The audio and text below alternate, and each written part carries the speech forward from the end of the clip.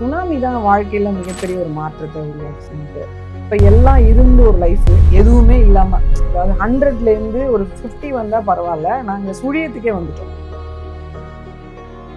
போட்டிருந்த உடைய தவிர எங்க கிட்ட வேற எதுவுமே இல்லை. அப்புறம் ஒரு வாரம் கழிச்சு எங்க அப்பா போய் பார்த்தாங்க. அந்த வீட்டோட தரைப்பகுதி தான் இருந்தது. எதையுமே நான் தேர்ந்தெடுக்கவே இல்லை. இந்த வேலையை செய்யணும், இந்த இடத்துக்கு போகணும், எவ்வளவு சம்பாதிக்கணும், இது எதுவுமே நான் பிளான் பண்ணவே இல்லை. எல்லாமே காலம் ஆமா, யோசிக்கவே மாட்டேன். காளியம்மாள் வீதியில இறங்கி பறையை செஞ்சு வீதி நாடகம் அடிக்க. நான் இன்னும் சொல்ல போனா 2010 எனக்கு ஒரு அரசியல் கட்சி வாய்ப்பு கொடுத்தது இல்லை. அதை நான் சரியா பயன்படுத்தியிருந்தேன்னா நான் இன்னைக்கு வந்து வேற ஒரு பொசிஷன்ல இருந்திருப்பேன். தமிழ்நாட்டை ஆண்ட ஆளும் ஏதோ ஒரு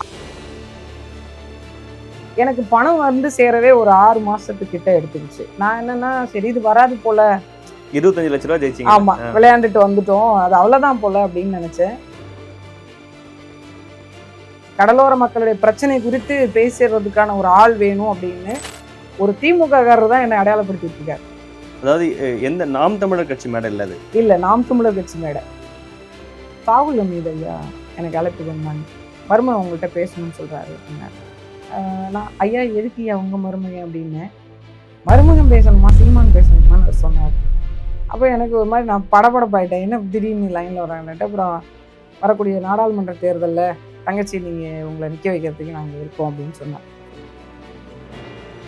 நிறைய பேர் என்ன அப்படின்னா, காளியம்மாளுக்கு வந்து திடீர்னு ஒரு புகழ் வெளிச்சம் வந்துருச்சு, உடனே வந்து புலப்பட்டுட்டாங்க, அவங்களுக்கு உழைப்புனா என்னன்னு தெரில அப்படின்லாம் சொல்லி நான் பார்க்குறேன். எனக்கு என்ன வருத்தம்னா, சில பேர் என் கூட இருந்தவங்க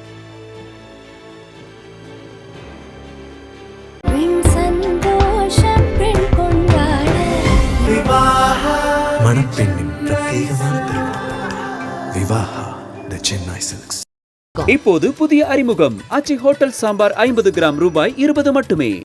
வணக்கம், இது தி டிபேட். நான் தினேஷ். சிறப்பு நேர்காணலில் இன்று நம்மோடு இணைந்திருப்பவர் சமூக செயற்பாட்டாளர், முன்னாள் நாம் தமிழர் கட்சியின் நிர்வாகி திருமிகு காளியம்மாள் அவர்கள்.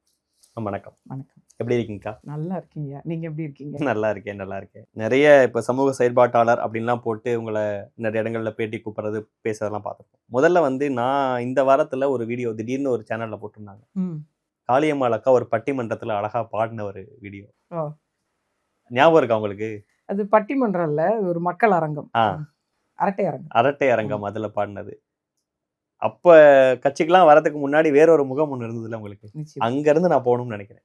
முதல்ல காளியம்மாள் யாரு? காளியம்மாள் ஒரு யதார்த்தமான ஒரு பெண் தான். அதாவது ஆனா சின்ன வயசுல இருந்தே என் கூட படிச்ச எல்லாருக்குமே தெரியும், ஒரு பள்ளிக்கூடத்துலயுமே சரி ஊர்கள்லயுமே சரி, யாராவது ஒருத்தர் தவறு பண்ணிட்டாங்க அப்படின்னா எல்லாரும் மாதிரியும் கடந்து போக மாட்டேன் நான். அது மாதிரி ஒரு இடத்துல ஒரு விஷயம் நடக்கணும், ரைட் பேஸ்டு ஏதாவது இஷ்யூ இருக்கு அப்படின்னா அது நான் வந்து விட்டு கொடுத்தும் போனதில்லை, சின்ன பிள்ளையிலேருந்தே போனதில்லை. நான் 10th படிக்கும்போது இப்போ சமீபத்தில் கூட என் பள்ளி தோழியை பார்த்தேன். அப்போ அவங்க வீட்டுக்கார்ட்ட சொல்லிட்டு இருக்கும்போது அவள் சொன்னாலாம், அவள் சின்ன பிள்ளையிலேருந்தே எப்படிதான் அப்படின்னு சொல்லிட்டு சொன்னதா அவங்க கணவர் என்கிட்ட சொன்னார். அது மாதிரி நான் கொஞ்சம் ஃபைட் பண்ணுற ஆள் தான் சின்ன பிள்ளையிலேருந்து. ஆனால் ரொம்ப ஜாலியாக ஒரு யதார்த்தமாக எல்லா பிள்ளைங்களோட ஒரு மகிழ்ச்சியாக அப்படிதான் இருப்பேன். சுனாமி தான் வாழ்க்கையில் மிகப்பெரிய ஒரு மாற்றத்தை உருவாக்குச்சு எனக்கு. சுனாமிக்கு முன்னாடி வரைக்கும் ஒரு லைஃப், சுனாமிக்கு பின்னாடிக்கு 2005 அந்த காலகட்டம். ஆமாம், 4 வந்து நான் காலேஜ் படிச்சுட்டு இருந்த டைம், ஃபர்ஸ்ட் இயர் போயிட்டு இருந்தேன். அந்த டைம்ல தான் சுனாமி வந்தது. இப்போ எல்லாம் இருந்து ஒரு லைஃப் எதுவுமே இல்லாமல், அதாவது 100ல இருந்து ஒரு 50 வந்தா பரவாயில்ல, நாங்கள் சுழியத்துக்கே வந்துட்டோம். 100ல இருந்து சுழியம் அப்படிங்கிற மாதிரி வந்துச்சு. அதாவது வாழ்க்கையே முதல் கட்டத்திலேருந்து தொடங்கணும். எங்கள் அப்பாக்கெல்லாம் அப்படிதான். ஏன்னா ஃபர்ஸ்ட் 0லேருந்து ஸ்டார்ட் பண்ணி அவர் ஒரு லெவலுக்கு வந்துட்டு இருந்த அந்த டைம் அது. என்னெல்லாம் இழந்தீங்க? எதுவுமே இல்லை, போட்டிருந்த உடைய தவிர எங்க கிட்ட வேற எதுவுமே இல்லை. நானாவது பரவாயில்ல, நான் வெளியூருக்கு கிளம்பி வந்திருந்தேன், பேருந்துல இருக்கும்போது இந்த காரைக்கால்ல இருந்தேன் சரியா, அப்போ சுனாமி அடிச்சது. அதனால என்னோட உடை வந்து நான் ஒரு புது ட்ரெஸ் வெளியில போட்டு வந்ததுனால நான் அந்த இருந்தது. ஆனா எங்க அம்மா, என் தம்பி, என் தங்கச்சி, எங்க அப்பா, இவங்க 4 பேரையுமே நான் சந்திக்கிறது வந்து ஒரு சாயந்தரம் ஒரு 6-6:30 மணிக்கு மேல ஆயிடுச்சு.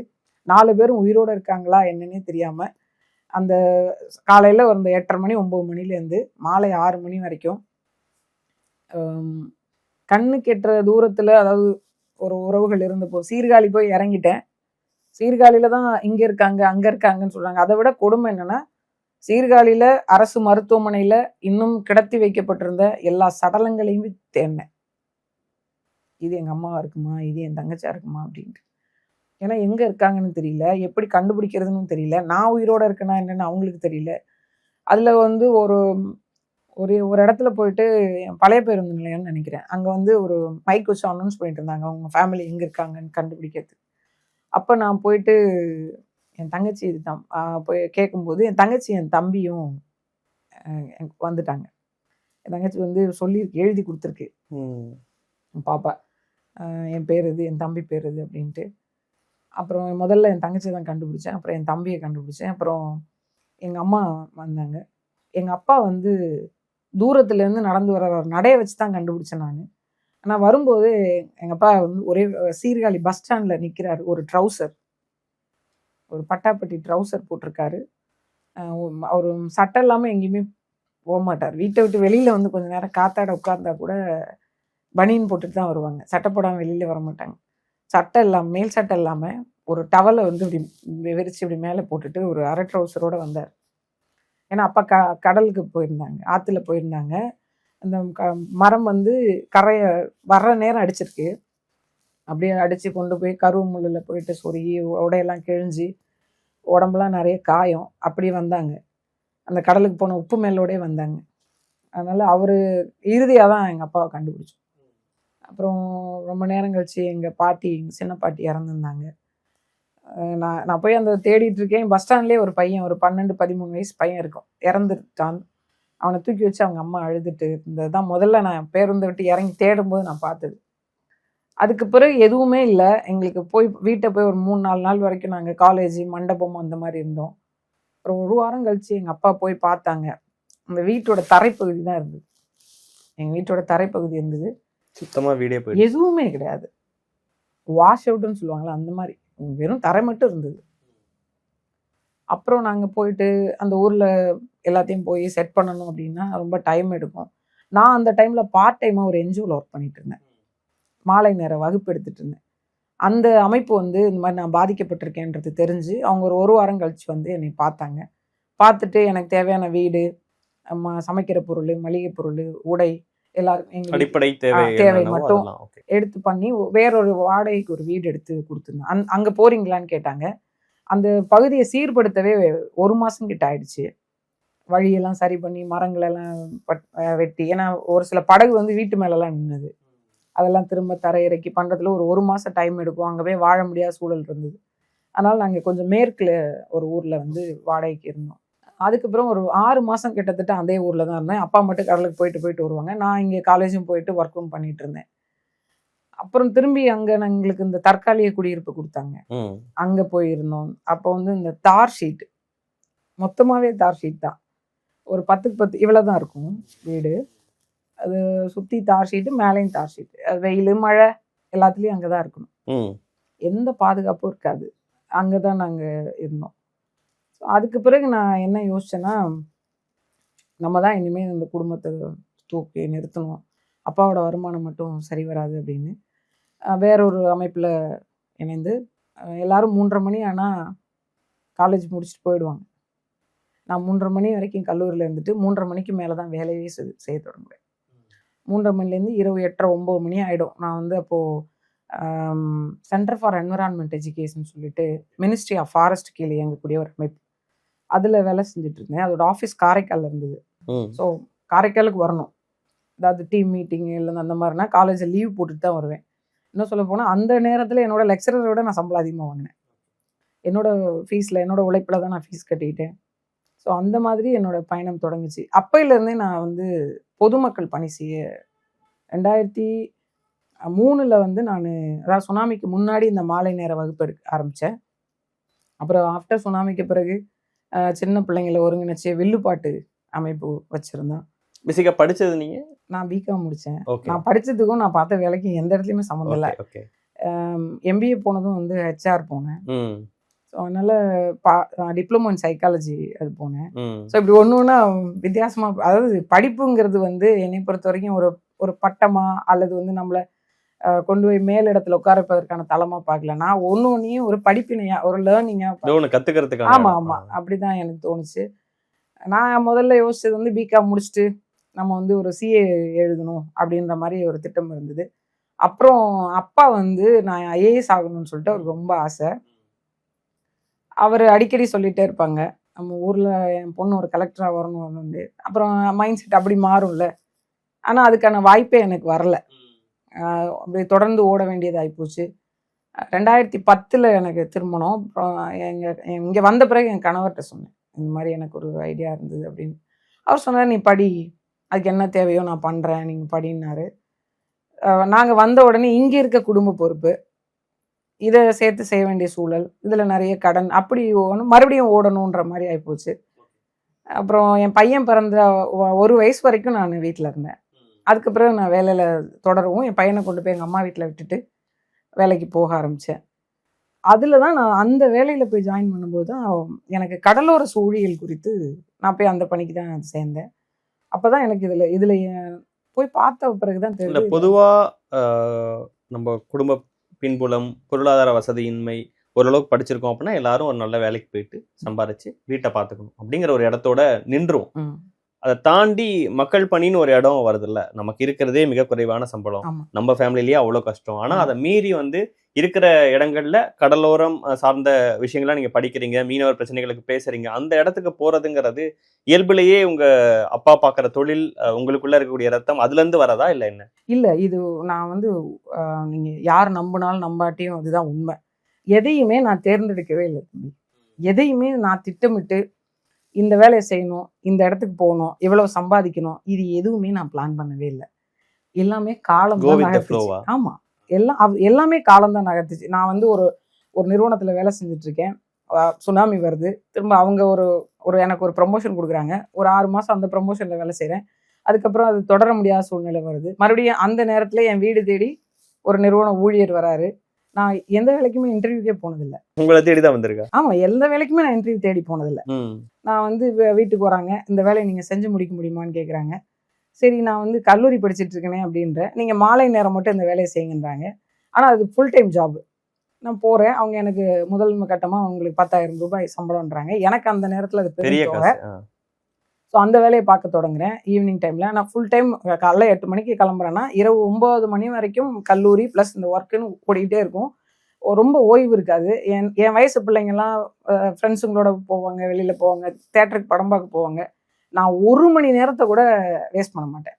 அந்த செய்கிற வேலையை என்ன பண்ணுவேன், அது அவங்களுக்கு செய்கிற வேலை வந்து அது வந்து எப்படின்னா, இது நம்ம 8 மணி நேரம் வேலை செஞ்சால் நமக்கு சம்பளம், அந்த ஆட்டிடியூடே எனக்கு வராது. நான் ஒன்ஸ் அதை எடுத்துனா நான் ஓன் பண்ணேன். கமிட்மெண்ட். ஆமாம், ஓன் பண்ணி பண்ணுவேன். அதை முழுமையாக பண்ணுவேன். அந்த மக்களுக்கு செய்கிற வேலையாக பண்ணுவேன், அந்த நிறுவனத்துக்கு செய்கிற வேலையாக பண்ண மாட்டேன். நான் இந்த வேலையை என் மனசாட்சிக்கும் அந்த மக்களுக்கும் செய்கிற வேலையாக பண்ணுவேன். இதை செய்கிறதுக்கான வாய்ப்பு இருக்கும்போது ஏன் இதை செய்யாமல் இருக்கணும் அப்படின்னு நான் நினைப்பேன். அதுக்கப்புறம் அந்த இடத்துலேருந்து ஒரு பிரேக் கூட நான் எடுக்கல. இன்னொரு வாய்ப்பு வர்றாங்க, அவங்களுமே வந்து என்னை கேட்குறாங்க, இதை நீங்கள் பண்ணி தரீங்களா அப்படின்னு கேட்குறாங்க. சரி ஓகே அப்படின்ட்டு அங்கே ஜாயின் பண்ணுறேன். அப்போ வந்து கல்லூரி முடிச்சுட்டு அது முழு நேர வேலை. அங்கே எனக்கு ஓரளவுக்கு போதுமான சம்பளம். அந்த வேலை தொடர்ந்துக்கிட்டே இருக்கும்போது எனக்கு திருமணம் நடக்குது. திருமணம் நடந்து நான் இங்கே வர்றதுனால அந்த வேலையை நான் தான் விட்டுட்டு வர்றேன். ஓகே, கொஞ்ச நாள் போனேன். அப்புறம் என்னால் இந்த இங்கேருந்து சிதம்பரம் போய் டைம் வந்து என்னால் இது பண்ண முடியலன்ட்டு நான் நிறுத்துறேன். நிறுத்தி முடிச்சுட்டு எனக்கு வந்து என் பையன் பிறக்கிறான். பையன் பிறக்கும்போது அரசியலுக்குள்ளே போகிறதுக்கான ஒரு வாய்ப்பு வருது. அப்போ தான் இந்த அரட்டை அரங்கம் தான் அதுக்கு காரணம் வருது. அதுவுமே நான் வேண்டான்னு, என்னால் அதுக்கு அலைய முடியல. அந்த பேச்சு அதெல்லாம் எப்படி உங்களுக்கு? அது வந்து ஏன்னா இப்பயுமே விவாதத்துக்கு போனாங்கன்னா, இப்போ நீங்க கட்சியில இல்லை, ஆனா கட்சியில இருக்கும்போது மற்ற கட்சியினர்லாம் திணற அளவுக்கு பேசுவீங்க. அந்த அது உண்மையாவே சொல்லணும்னா, எனக்கு சின்ன பிள்ளையில இருந்து இந்த பேச்சு போட்டியில எல்லாம் கலந்துப்பாங்கல்ல, அது மாதிரிலாம் நான் கலந்துக்கிட்டதே இல்லை. கலந்துக்கிட்டேன்னு சொல்லுவீங்கன்னு பார்த்தா இல்ல, கலந்துக்கிட்டதே இல்லை. எனக்கு பேச வராது. நான் வந்து எனக்கு சின்ன பிள்ளைலேருந்து வர்றது, நான் ஒரு 6ஆம் வகுப்புலேருந்து நல்லா கவிதை எழுதுவேன், பாட்டு பாடுவேன். ஆனா என் குரல்ல பாடினா இப்ப கேட்க முடியாது. கோயில் நிஜமாவே கோவில்ல பஜனை பாடல்ல இருந்து தொடங்கி சின்ன பிள்ளையிலே நான் எங்க அப்பா எனக்கு ஒரு 4-5 வயசுல இருந்து மாலை போட்டு கோயிலுக்கு அழைச்சிட்டு போவாங்க. அப்பையில இருந்து கோயில்ல பாடுறதுல அரட்டை அரங்கம் கூட உங்க பாட்டு தான் பெரிய ஃபேமஸ் ஆனது. ஆனா அதுக்கு பிறகுலாம் எனக்கு வாய்ஸ் ரொம்ப மாறிடுச்சு. அதுக்கு முன்னாடி நல்லா பாட்டு போட்டிகள்ல கலந்துப்பேன். கவிதை போட்டியில கலந்துப்பேன். பேச வரவே வராது. அதுல எங்க ஸ்கூல்ல ஒரு பையன், அவர் வந்து எல்லாத்துலயுமே ஒரு டாப்பர். படிப்புல, விளையாட்டுல, பேச்சுல, பாட்டுல, ஓவியத்துல, கவிதையில, எல்லாத்துலயுமே, ஹேண்ட் ரைட்டிங்ல எல்லாத்துலயுமே அவர் வந்துருவாரு. இன்னொன்னு, அவர் பேச போறாருனாலே இங்க நிறைய பேருக்கு பயம் வரும். அந்த பேரே கொடுக்க மாட்டாங்க. அந்த அளவுக்கு பேசுவாரு. அவருக்கு கைத்தட்டியே பழக்கப்பட்ட ஆள் நான். அதான், ஆனா கவனிப்பேன், நிறைய கவனிப்பேன், அவர் பேசுறத நிறைய கவனிப்பேன். அப்புறம் நான் காலேஜ் வந்த பிறகு நான் கொஞ்சம் இந்த மாதிரி ரைட்ஸ் பேஸ்டா கொஞ்சம் சண்டை போடுவேன் இல்லையா, அந்த மாதிரி ஒரு தடவை எங்க வாத்தியார்ட்ட சண்டை போட்டு இருக்கும்போது, என்கிட்ட பேசுறல்ல, நாளைக்கு பேச்சு போட்டிக்கு பேர் கொடுக்குறாங்க, தைரியம் இருந்தா கொடு பாப்போம்னாரு. நான் வந்து, சார் இது வேற சார், அது வேற சார், ஏன் சார் இப்படி போட்டு என்ன இது பண்றீங்கன்னு நான் வந்துட்டேன். அவர் வேணும்னே போய் என் நேமை கொடுத்துட்டாரு. ஓகே, நீ என்ன பண்ற பாப்போன்னு கொடுத்தாரா, ஒருவேளை நான் பேசுவேன்னு அவர் நம்பி கொடுத்தாரா எனக்கு தெரியல. அவரு கொடுத்துட்டாங்க. அப்புறம் கல்லூரி வந்து அப்பதான் தொடங்கி இருக்க டைம், நாங்க தான் ஃபர்ஸ்ட் பேட்ச். பேர் கொடுத்தாச்சு, ஒரு தனியார் அமைப்பு நடத்துறாங்க. போய் பேசலன்னா அசிங்கமா போயிடும்ல. அதனால வந்து எங்க தாளாளர் வந்து சொல்லிட்டாரு, உன்னால முடியும், நீ பேசுமா அப்படின்னாரு. எனக்கு யாரோ எழுதி தரணும்ல. சரி, எழுதியும் தரல. நான் வந்து இப்போ எங்க ஸ்கூல்ல இருந்த அந்த பையன்கிட்ட போயிட்டு நான் எழுதி கேட்டேன். அவர் என்னோட உறவினர் தான், அவர்கிட்ட கேட்டேன். அவரு கொஞ்சம் முன்னாடி மாட்டேன்னாரு. அப்புறம் எங்க அம்மாவை கூட்டு போய் வச்சு சரி எழுதி கொடுங்கம்மான்னு சொல்லி கேட்டோன்னா எழுதி கொடுத்தாங்க. நான் ஃபுல்லா ஒரு 10 நாளைக்கு மேல மனப்பாடம் பண்ணி எங்க அப்பா கிட்ட ஒரு 100 தடவை பேசி காமிச்சேன். சரி, மனப்பாடம் பண்ணி பேசி எல்லாம் ட்ரெயின் ஆயிட்டேன். ஆன பிறகு பாத்தீங்கன்னா போட்டி கேன்சல். அது ரொம்ப வருத்தமாயிடுச்சு எனக்கு. அப்புறம் வந்து மறுபடியும் ஒரு 1 வீக்ல திரும்ப அது வைக்கிறாங்கன்னு சொன்னாங்க. அப்ப நான் போயிருந்தேன். அது எனக்கு நான் எதிர்பார்க்கவே இல்லை. எனக்கு முதல் பரிசு. ஓகே, வந்த பிறகு நான் நினைச்சிட்டேன், நம்மளை விட மோசமானவங்க தான் இங்க இருக்காங்களோ அப்படின்னு. அது ஒரு தைரியம் கொடுத்து. ஆமா, அது எனக்கு. அதுக்கப்புறம் கல்லூரியில ஒரு முறை பேசினேன். அந்த 2 முறை தான் நான் பேசினேன். அதுக்கு பிறகு வந்து அது என்னமோ தெரியல. அதான் சொல்றேனே, எதையுமே நான் பிளான் பண்ணி இந்த ஸ்கில் நம்மள்ட்ட இருக்கு, இதை வந்து நம்ம பெருசா டெவலப் பண்ணணும், இதுக்காக நிறைய நோட்ஸ் எடுக்கணும், இதுக்காக உட்காந்து ப்ரிப்பேர் பண்ணணும், அப்படி நான் எதுவுமே பண்ணல. ஓகே. அப்புறம் ஒரு கட்டத்துக்கு மேல இந்த நிறுவனத்துக்கு வேலைக்கு வந்த பிறகு எனக்கு அந்த ஆரம்பத்திலே பயம் போயிடுச்சு. இந்த வீதி நாடகங்கள், இந்த வில்லுப்பாட்டு அடிக்கிறது, இந்த மாதிரி அவேர்னஸ் பரப்புரைகள் பண்றது, அந்த நேரத்திலே எனக்கு பயம் போயிடுச்சு. அதுக்கு வந்து என்னோட மாஸ்டர் ஒருத்தர் வந்து அவர் இந்த எப்படி ஸ்கில் டெவலப்பிங் சொல்லிட்டு ஒரு பயிற்சி கொடுத்தாங்க, ஒரு 8 நாள் பயிற்சி. அங்கதான் வந்து இந்த வோக்கல் வந்து லவுட் பண்றது, இந்த மாதிரியான பயிற்சிகள்லாம் கொடுத்தாங்க. அதுல நமக்கு வந்து ஒரு கிளாரிட்டி இருந்தது. எனக்கு மைம் சொல்லி கொடுத்தாங்க அந்த டைம்ல. ஸோ இது மாதிரி இப்படி கொஞ்சம் கொஞ்சமா வந்ததுனால இப்படி வந்தபோதுதான் அந்த மக்கள் மத்தியில பேசி உங்களுடைய பேச்சு தான் எடுபட ஆரம்பிச்சது. நான் அவங்கள்ட்ட பேசும்போது அவங்க ஒரு கூட்டம் கலையாம நின்று கேட்க ஆரம்பிச்சாங்க. அதுல இருந்து அப்படியே இந்த 2013 நான் போய் ஜாயின் பண்ண அமைப்புல பேசியே ஆகணும். அதுவுமே என்னன்னா, அந்த வேலை தேடி நான் போல. ஒரு கூட்டத்துல நான் பேசுறேன், மக்கள் பிரச்சனையை பத்தி நான் பேசிட்டு இருக்கேன் ஒரு அரசு அதிகாரிகள் முன்னாடி. அப்ப அந்த நிறுவனத்தோட இயக்குனரை நாங்க பாக்குறாங்க. பார்த்துட்டு எங்கிட்ட வந்து அவங்க கார்டு கொடுத்துட்டு, எங்க அலுவலகம் இங்கே தான் இருக்கு, நாங்க இந்த மாதிரி பணி செஞ்சுட்டு இருக்கோம், உங்களுக்கு ஓகேன்னா எங்க அலுவலகத்துல நீங்க வந்து வேலைக்கு வந்து வரீங்களா அப்படின்னு கேட்டாங்க. நான் வந்து வீட்டில் வந்து கேட்டேன். அவங்க சொன்னாங்க, குழந்தை இருக்கு எப்படி போறது அப்படின்ட்டு. எங்களுக்கு அந்த நேரம் வேலை பார்த்தாகணும்னு ஒரு சூழ்நிலை. அங்க போன பிறகு அவங்க ரொம்ப வெக்ஸ் ஆயிட்டேன், வாழ்க்கையை வெறுத்துட்டேன். எனக்கு பெருசா புத்தகம் படிக்கிறதுலாம் பிடிக்காது. அவங்க போன உடனே மலை மாதிரி ஒரு புத்தகத்தை அடுக்கி வச்சு, இதை ஃபுல்லா நீங்க படிக்கணும்ட்டாங்க தம்பி, அதான் வேலையே. எவ்வளவு ரண கொடுமையா இருக்கும். சரி, நான் வந்து புத்தகத்தை எடுத்து பார்த்தோன்னே பாத்தீங்கன்னா, முதல்ல எடுத்தோடனே சுற்றுச்சூழல் சட்டம் 1985 இருந்துச்சு. என்ன 86 நினைக்கிறேன். என்ன கொடுமையோ, நம்ம புத்தகம் இல்ல, எனக்கு அது ஒரு தண்டனை மாதிரி தெரிஞ்சுது. நம்ம புத்தகம் படிக்கிறதுல பெருசா இன்ட்ரெஸ்ட் இல்ல, அது லா புத்தகம். இதை வந்து எப்படா இதை படிக்கிறது அப்படின்னா, மேம் வேற எதுவும் வேலை இல்லைங்களா அப்படின்னு சொல்லி கேட்டேன். இல்ல, முதல்ல இதெல்லாம் நீ வாசி அப்படின்னாங்க. அப்புறம் கடலோர முறைப்படுத்த ஒரு 6 நான் சஃபில் பண்றேன், ஏதோ ஃபர்ஸ்ட் எடுத்து படிக்கலாம், ஈஸியா இருக்குமா. அப்புறம் நான் இந்த சட்ட புத்தகத்தை எல்லாம் வச்சுட்டேன். அப்புறம் கொற்கைன்னு ஒரு புத்தகம் இருந்தது, அது வந்து சாகித்ய அகாடமி விருது வாங்கின மரியாதைக்குரிய அப்பா ஜோடி குருஸ் எழுதினது. ஆலி சூழ் உலகு, இந்த மாதிரி 2 புத்தகம் இருந்தது. அந்த புத்தகத்துல ஒன்று எடுத்து படிப்போம் அப்படின்னு படிக்க ஆரம்பிச்சேன். 2 மாச காலம் இருந்து புத்தகம் மட்டும்தான் படிச்சேன். அதுக்கு மாதம் அவங்க எனக்கு சம்பளம் தந்தாங்க.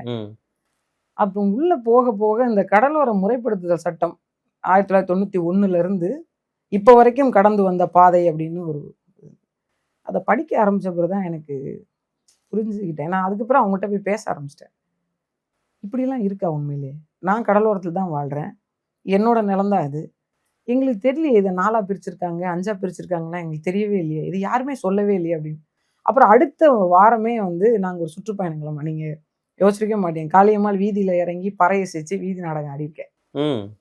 2013 நாங்கள் முதல்ல தொடங்குது நாகப்பட்டினத்துல இருந்து தொடங்கி கன்னியாகுமரி கடைசி நீரோடிங்கிற கிராமம் வரைக்கும் ஒவ்வொரு கிராமத்திலையும் போய் இறங்கி நாங்கள் வந்து ஒரு 10 பேர் கொண்ட குழு ஒரு பெரிய வாகனத்தை எடுத்துகிட்டு போவோம். ஒரு கிராமத்தில் போய் இறங்குவோம், அந்த நிர்வாகிகள்கிட்ட அனுமதி கேட்போம். மாலை நேரம் அவங்க வந்து இந்த பறையிசை கலைஞர்கள் ஒரு 6 பேர் அவங்க ஒரு நாடகம் நடத்துவாங்க, பறையிசை அடிப்பாங்க. பாடல் முழுக்க நான் தான் பாடினேன். ஒரு 5 பாடல் வரும். முதல்ல தொடக்க பாடல், வணக்க பாடல், அந்த மாதிரி ஒரு 5 பாடல். அந்த பாடல் மொத்தமும் நான் தான் பாடுவேன். அவங்க பறையசிப்பாங்க, கூட்டம் வரும். அதுக்கப்புறம் அந்த ஒரு மைம் பண்ணுவோம். அப்புறம் அந்த விழிப்புணர்வு நாடகம் நடத்துவோம். அதுக்கப்புறம் நான் ஒரு 1/2 மணி நேரம் பேசுவேன். அப்படி நான் கடலோரத்துல எனக்கு தெரிஞ்சு நான் பேசாத கிராமம் அப்படின்னா அந்த 900 சுற்றம் கிராமத்துல இல்லவே இல்லையா, ஒரு 50 கிராமம் இருக்கலாம். 900 கிராமம் போயிருப்பேன். ஓகே. அந்த எனக்கு தெரிஞ்சு மேக்சிமம் எல்லா கிராமத்துக்கும் போயிருக்கேன். இப்படிதான் உங்களுக்கு அடுத்தடுத்த தொடர்புகள் கிடைக்குது. ஆமா, நான் இந்த எல்லா பகுதிக்கும் போயிட்டு வரும்போது அது மாதிரி இங்க திரும்ப நாகப்பட்டினம் வந்துட்டு ஒரு வாரம் பிரேக் விட்டுட்டு அடுத்து ஒரு 10 நாள் கிளம்பி இங்க இருந்து பழவேற்காடு வரைக்கும் எல்லா கிராமத்திலையும் போய் முதல்ல இந்த ஒழுங்குமுறை சட்டம் கடலை 4ஆ பிரிச்சிருக்கு, நம்மளை இந்த இடத்துல தான் வச்சிருக்கு.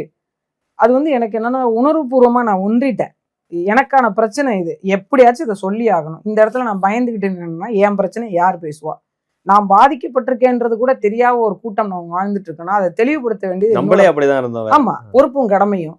எனக்கு தெரிஞ்ச ஒரு விஷயத்த நான் எப்படி என் தலைமுறைக்கு கடத்தாம இருக்க முடியும்? அதனால இந்த நிலத்தை காப்பாற்ற வேண்டியது எங்களோட கடமை இல்லையா அப்படின்றதுக்காக தான் நான் முதல்ல என்னோட பயணத்தை அப்படிதான் தொடங்கினேன். அதுக்கப்புறம் ஒரு 6 ஆண்டு காலம் அந்த வேலை செஞ்சேன். அப்புறம் கொஞ்சம் 13 இருந்து 19 வரைக்கும் 18 கடைசி வரைக்கும் பார்த்தேன்.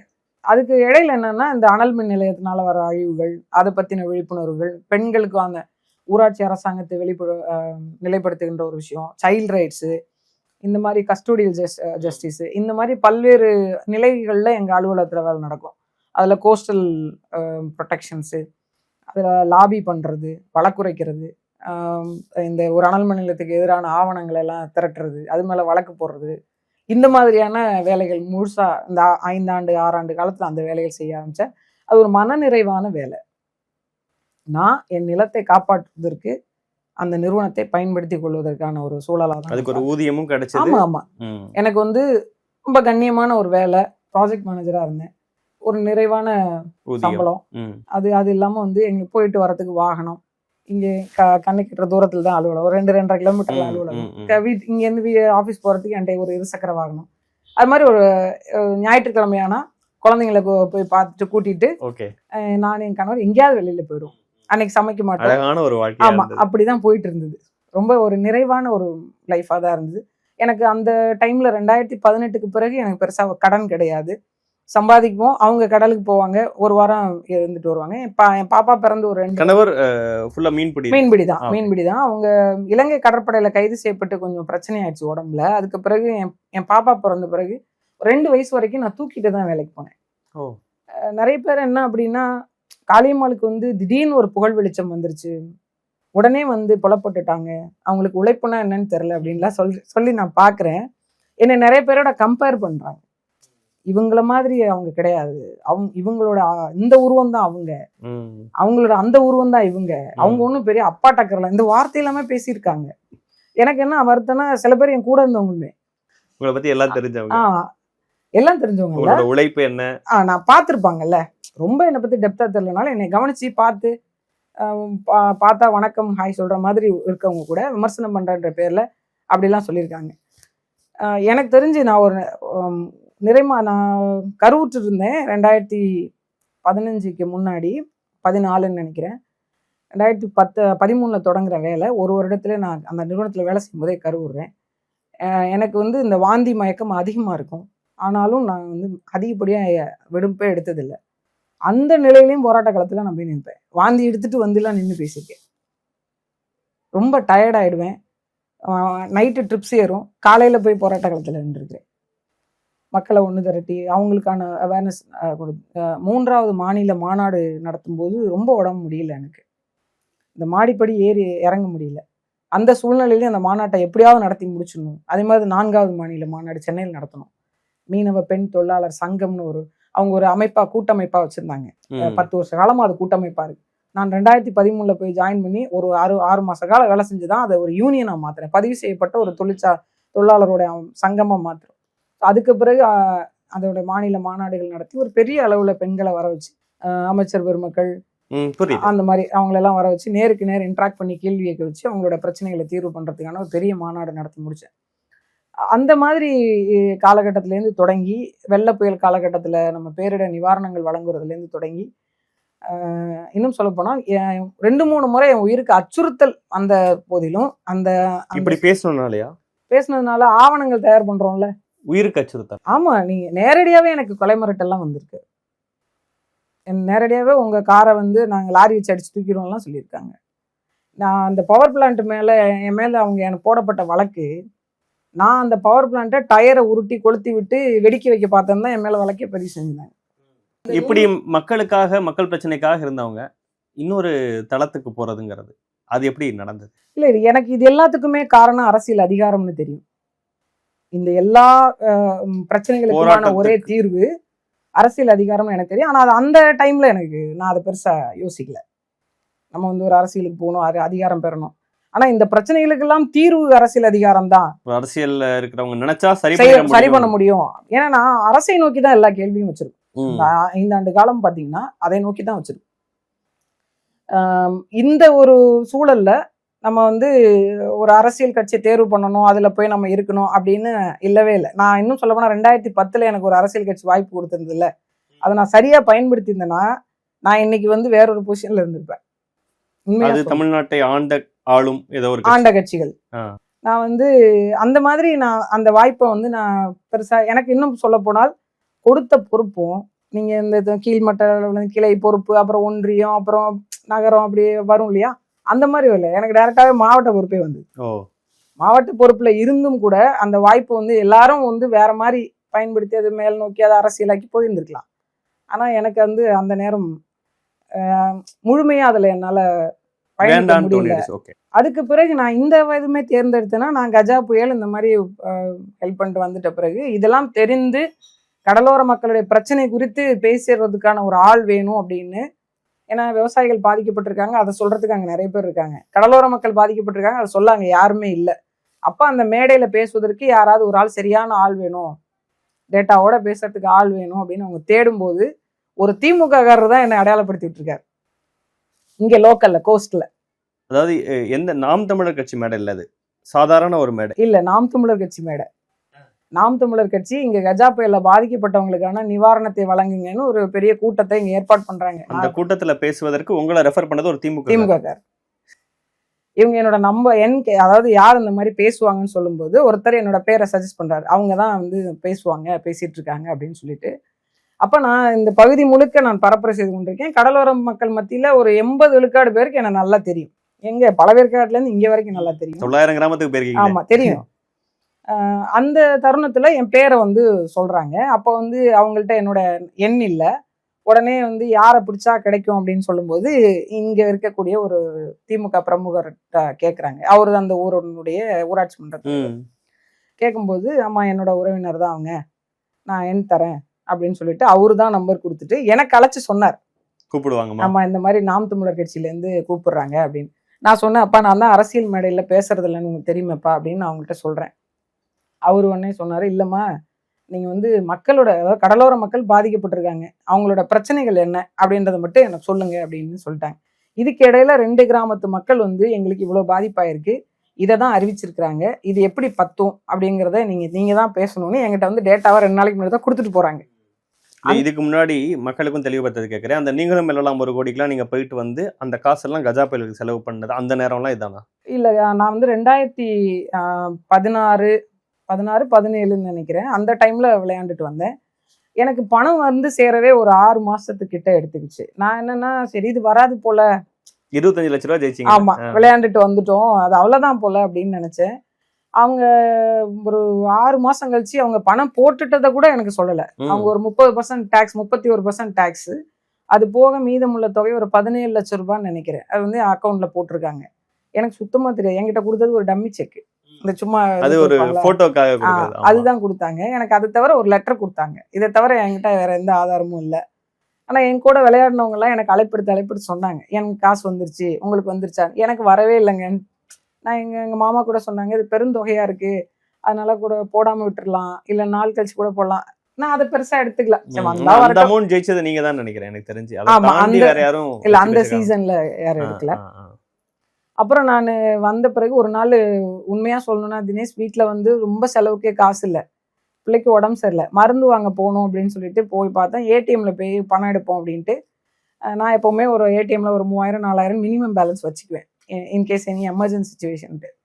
அது போய் எடுக்கலான்னு ஒரு அந்த பேங்க்ல போயிட்டு ஏடிஎம் கார்டை விட்டு 2000 ரூபாய் எடுத்தேன்.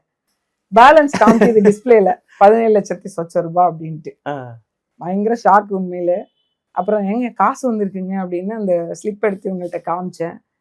அதுக்கப்புறம் அப்படியே அது கொஞ்சம் அந்த டைம் கொஞ்சம் கடன் இருந்தது, கொஞ்சம் ஜுவல் அடகுல இருந்தது, அதெல்லாம் கொஞ்சம் எடுத்தேன். இந்த கடன்லாம் கொஞ்சம் செட்ரேட் பண்ணேன். பேலன்ஸ் தொகை வந்து ஒரு சில பேர் வந்து கொஞ்சம் கடனை வாங்கிட்டு போனாங்க, அது எதுவும் திரும்பி வரல.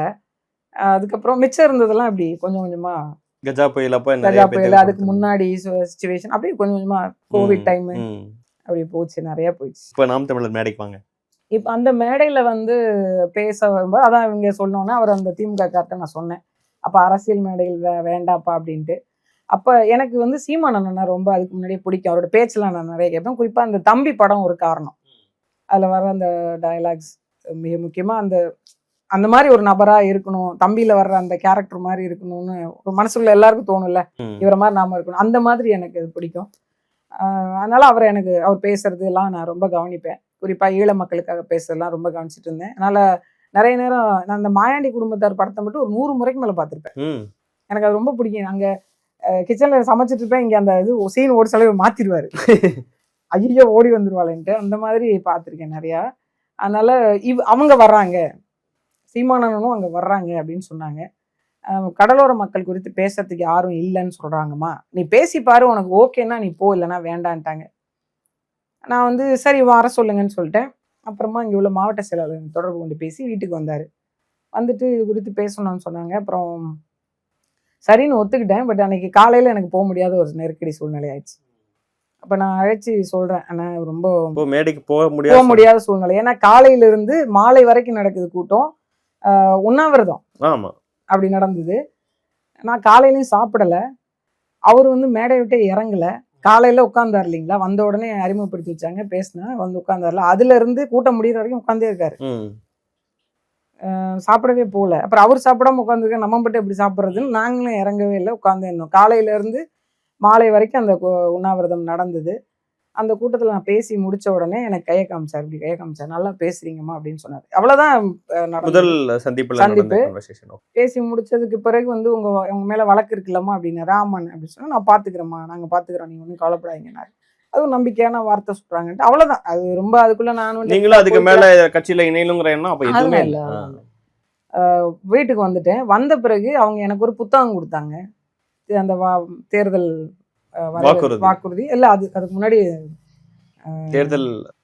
தேர்தல் இல்ல, நம்ம எப்படி கட்சியை வழிநடத்த போறோம் அப்படின்ற ஒரு செயற்பாட்டு வரைவு அதை கொடுத்தாங்க.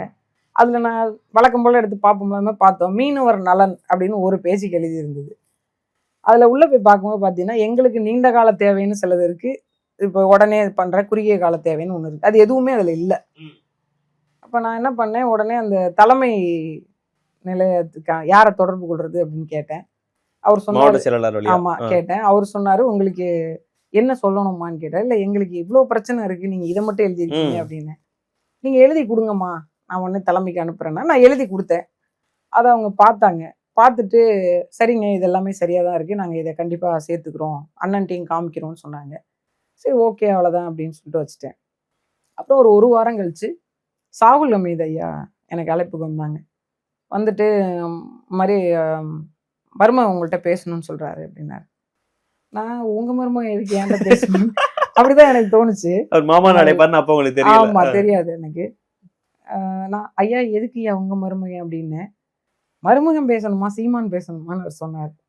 அப்போ எனக்கு ஒரு மாதிரி நான் படபடப்பாயிட்டேன், என்ன திடீர்னு லைன்ல வராங்கன்ட்டு. அப்புறம் சொல்லுங்கண்ணே அப்படின்னு சொன்னேன். இது மாதிரி வரக்கூடிய நாடாளுமன்ற தேர்தலில் தங்கச்சி நீங்கள் உங்களை நிற்க வைக்கிறதுக்கு நாங்கள் இருக்கோம் அப்படின்னு சொன்னேன். அண்ணா நான் இது வரைக்கும் ஒரு வார்டு மெம்பராக கூட நின்னது இல்லைன்னா என்னைய போய் நாடாளுமன்ற தேர்தலில் நிற்க வைக்க போகிறேன்னு சொல்கிறீங்களேன்னு சொன்னேன். அது வந்து அதுக்கு எனக்கு என்ன தகுதி இருக்குன்னு நான் யோசிக்கணுண்ணே அப்படின்னேன். இருக்கிறவங்களாம் நான் தகுதியோட வந்திருக்கான் அப்படின்னாரு. அவங்க இருக்கலாண்ணே, நான் சரியாக இருக்கணும்லண்ணே அப்படின்னு சொன்னேன். என்ன தகுதின்னு தேடுறது தெரியுமா, அது அது அந்த மாதிரி தகுதியான ஆள் தான் நமக்கு தேவை அப்படின்னாங்க. அப்புறம் கொஞ்சம் நான் யோசிக்கணுண்ணே அப்படின்னேன். ஒரு 1/2 மணி நேரம் டைம் எடுத்து யோசிங்கன்னாரு. 1/2 மணி நேரத்தில் யார்கிட்ட நான் கேட்க முடியும், என்ன யோசிக்க முடியும் அப்படின்னேன். சரி நீ யோசிச்சுட்டு சொல்லுமான்னாரு. நான் வந்து அரசியலுக்கே வரக்கூடாதுன்னு நினைத்த காளியம்மாளுக்கு அந்த ஒரு ஃபோன், நாடாளுமன்ற தேர்தலில் சீட்டோட ஒரு ஃபோன். ஆமா. அப்புறம் நான் திரும்ப கேட்டேன், ஆனா எந்த தொகுதின்னு அப்படின்னு. வடசென்னைன்னாரு. சுத்தம் அப்படின்ட்டேன். ஏன்னா எனக்கு சென்னைக்கே போகவே, அதாவது லாங் டிராவலே எனக்கு பண்ண பிடிக்காது பெருசா. அப்படியே போனாலும் அது இப்போ நம்ம ஊர்ல இருக்கிற வாழ்வியல் வேறு, அங்க இருக்கிற உங்களுக்கு தெரியும் உங்க ஊர் எப்படி டிராஃபிக்கா இருக்கும். இங்க வந்து அப்படி இல்லையா, அது எனக்கு அது சீக்கிரம் அடாப்ட் ஆகாது. நமக்கு தெரியாத ஏரியா வேற. நீங்க இங்கன்னா ஒரு 900 கிராமத்துக்கு பயணிச்சிருக்கீங்க. அங்கேயும் பயணிச்சிருக்கேன். ஏன் அதே வடசென்னையில 800 அனல் மின் நிலையம், அங்க இருக்கக்கூடிய ஒரு 2-3 பிரச்சனை, இந்த துறைமுக விரிவாக்க திட்டம், இதுக்கெல்லாமே வந்து நான் 800ல வந்து நின்னதெல்லாம் பெரிய விஷயம். அந்த செவத்தை ஒரு பக்கம் ஒரு ஜேசிபி வச்சு உடைச்சாங்க, ஞாபகம் இருக்குங்களா? ஆமா, நாங்க தான் இருந்தோம். அது ஜஸ்ட் மிஸ்.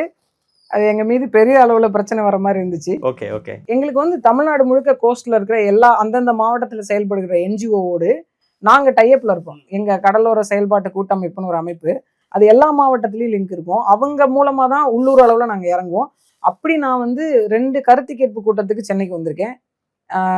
800 அனல் மின் நிலைய விரிவாக்க திட்டம், துறைமுக விரிவாக்க திட்டம், இந்த கடல் நீரை குடிநீராக்கும் திட்டம், இது எல்லா இதுக்கும் வந்திருக்கேன். போராட்டத்துக்கும் வந்திருக்கேன்.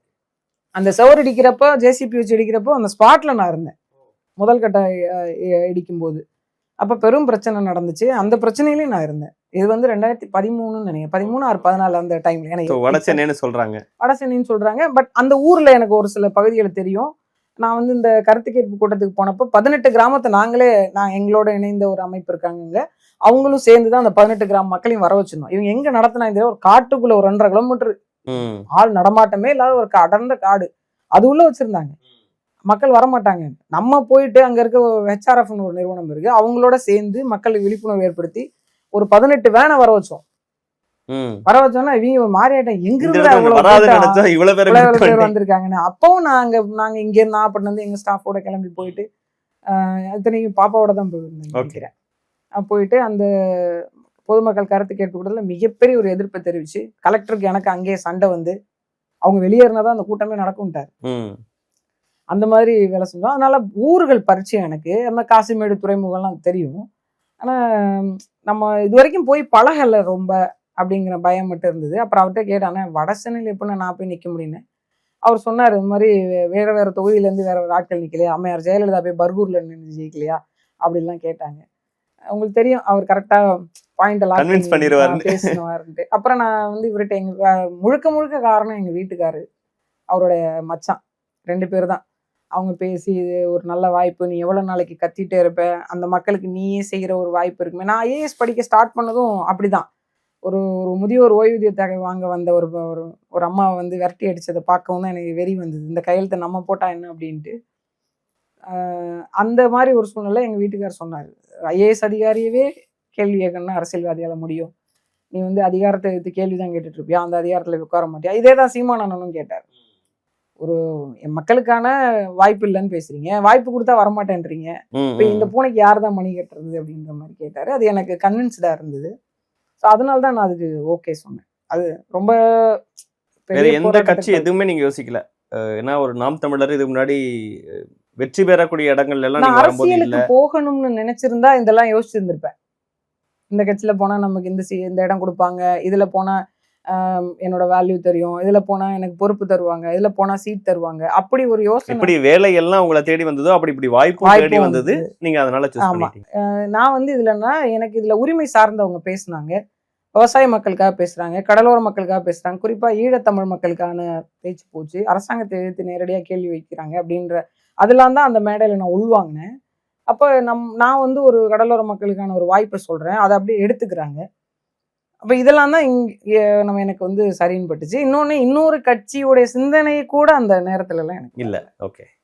முதல் எலெக்ஷன் எப்படி இருந்தது? நான் எதிர்பார்க்காத அளவுக்கு இருந்துச்சு. அதிக வாக்குகள் வாங்குனீங்கன்னு நினைக்கிறேன். ஒரு பிம்பத்தை கட்டமைச்சாங்க, காளியம்மாள் வெற்றி பெற்றுடுவாங்க அப்படின்ற மாதிரி. எனக்கு யதார்த்த களம் வந்து, நான் உள்ளாட்சி அரசாங்கத்துல பெரிய ஒரு யதார்த்த களம் எனக்கு நல்லா தெரியும். நான் அதுல வேலை செஞ்சிருக்கிறேன். ஒரு 5 பெண்களை, ரொம்ப அடிப்படை மக்களை, சமூக கட்டமைப்பு, சாதிய கட்டமைப்பு உடைச்சிட்டு அவங்கள கொண்டு வந்து உட்கார வச்சு வெற்றி பெற வச்சதுல நான் நிறைய நின்று வேலை செஞ்சிருக்கேன். ஆனா இந்த மாதிரி நாடாளுமன்ற தேர்தல், அதோட அரசியல் எனக்கு முதல்ல ஆரம்பத்துல புரியவே இல்லை. என்னை சுத்தி இருந்தவங்க மக்கள், நமக்கு வாக்கு கேட்க வந்தவங்க, வாக்கு போட்டவங்க, நம்மளை பார்த்து கையை இருக்கவங்க யாரையுமே உங்களுக்கு கிட்டத்தட்ட தெரியாதுன்னு நினைக்கிறேன். ஆமா ஆமா, எல்லாமே புதுசு. நாங்க அதுவும் சென்னைக்கு போய் அந்த தங்கின கதைகள்லாம் பெருங்கதைகள்.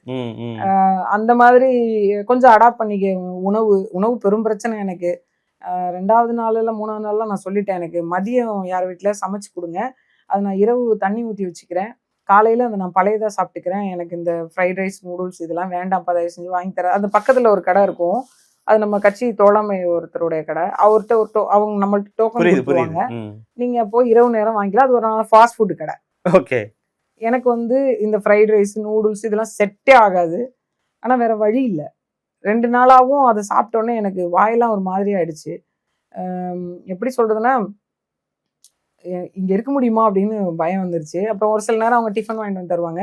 அப்புறம் நான் சொல்லிட்டேன், எனக்கு மட்டும் கொஞ்சம் அரிசி வச்சு யார் வீட்டில் சமைக்க சொல்லுங்க, அப்படின்னா எனக்கு பொருள் வாங்கி கொடுத்துருங்க, நான் பண்ணிக்கிறேன் அப்படின்னு சொல்லிட்டு. அப்புறம் பக்கத்துல இருந்த கடலோர கிராமத்துலேருந்து ஒரு 4 நாளாக சமைச்சு வந்தது. அப்புறம் நாங்க கொஞ்சம் பண்ண ஆரம்பிச்சோம். அப்புறம் வேற ஒரு இடத்துக்கு ஷிஃப்ட் பண்ணாங்க, வேற ஒரு தொகுதிக்கு மாத்தினாங்க. அங்க போன பிறகும் உணவக சாப்பாடு எனக்கு வந்து, நான் ரொம்ப ரேர் இந்த ஞாயிற்றுக்கிழமையில வெளில போற அன்னைக்கு வெளில சாப்பிடுவோம். ஓகே, புரியுது. மற்றபடி நான் ஹோட்டல் சாப்பாடு பெருசா விரும்ப மாட்டேன். இந்த வெற்றி தோல்விகள்லாம் நீங்க பார்க்க மாட்டீங்க. ஆனாலும் அந்த தேர்தலில் நல்ல நம்பர்ஸ் வந்தாலுமே கூட எல்லாரும் காளியம்மாள் வெற்றி பெறுவாங்க நீங்க சொன்ன மாதிரி பேசுனாங்க, ஒரு பர்செப்ஷனை கிரியேட் பண்ணாங்க, அதெல்லாம் இருந்தது. ஆனா தோல்வி. ஆமா, நாடாளுமன்ற தேர்தலில் தோல்வி, அதை நீங்க எதிர்பார்த்தீங்களா? இல்ல, தோல்விங்கிறது நான் எதிர்பார்க்கல. வெற்றியை நோக்கி ஓடணும், அதுக்காக உழைக்கணும் அப்படிங்கிற மாதிரி தான் ஓடிட்டு இருந்தது. அந்த நேரம் நமக்கு வெற்றி கையில இருக்கு அப்படின்லாம் இல்லை. வெற்றிக்காக நம்ம எவ்வளோ தூரம் உழைக்க முடியுமோ, ஏன்னா நம்மளை நம்பி இப்படி ஒரு வாய்ப்பை கொடுத்துருக்காங்க. இன்னொன்று, நம்ம வெற்றி பெற்றா இந்த மக்களோட நிலைமையை மாற்றுவோம் அப்படிங்கிற ஒரு இது இருந்தது. அதில் தான் வேகமாக ஓடினேன். அப்போதைக்கு எனக்கு யதார்த்த கள அரசியல் வந்து கொஞ்சம் கொஞ்சமாக தான் தெரிய ஆரம்பிச்சிது. ஆனால் இந்த முதல் தோல்வி போய் உட்கார்ந்துருக்கோம் கவுண்டிங், அப்போ ஹார்ட் பீட் ஹெவி ரேஞ்சில் போயிட்டுருக்கு. ஏன்னா ஆளுங்கட்சி, அதுக்கு அடுத்த இருக்க கட்சிகளுடைய வாக்கு விகிதமும் நம்மளோட நிறைய டிஃபரன்ஸ். பெரிய இது என்னன்னா, முதல் அறிவிப்பு ஃபர்ஸ்ட் ரவுண்ட், அந்த ஃபர்ஸ்ட் ரவுண்ட்ல நம்ம தாங்க அதிகமா இருக்கும். யோசிச்சு பாருங்க நம்ம எப்படி இருக்கு. முதல் சுற்று நாம் தமிழர் அதிகமா இருக்கு. எனக்கு நம்பவே முடியல. ஒருவேளை அவங்க சொன்ன மாதிரி நம்ம வெற்றி பெற்றுவோமோ அப்படின்னு நினைச்சேன். 2வது சுற்று அப்படியே நம்ம 3வது இடத்துக்கு வந்துட்டோம். அதுல இருந்து தொடர்ந்து வந்து இந்த முதல் சுற்று வந்தப்பெல்லாம் அவங்க எல்லாரும் என்னை திரும்பி பாக்குறாங்க.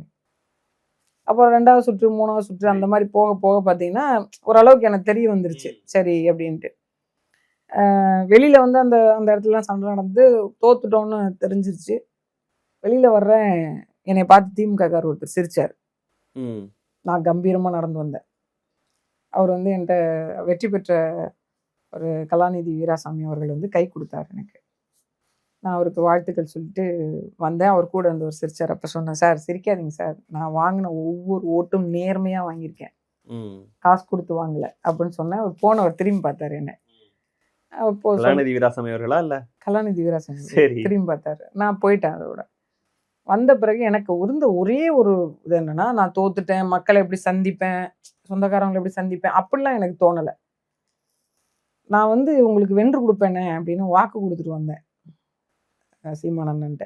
அது வந்து அவர் எப்படி ஃபேஸ் பண்ண போறேன் எனக்கு தெரியல, எப்படி ஃபேஸ் பண்ண போறேன் அது மட்டும் தான் எனக்கு மைண்டில் ஓடிட்டே இருந்தது. நான் அவரை பார்த்து பேசுறதுக்காக போனேன்.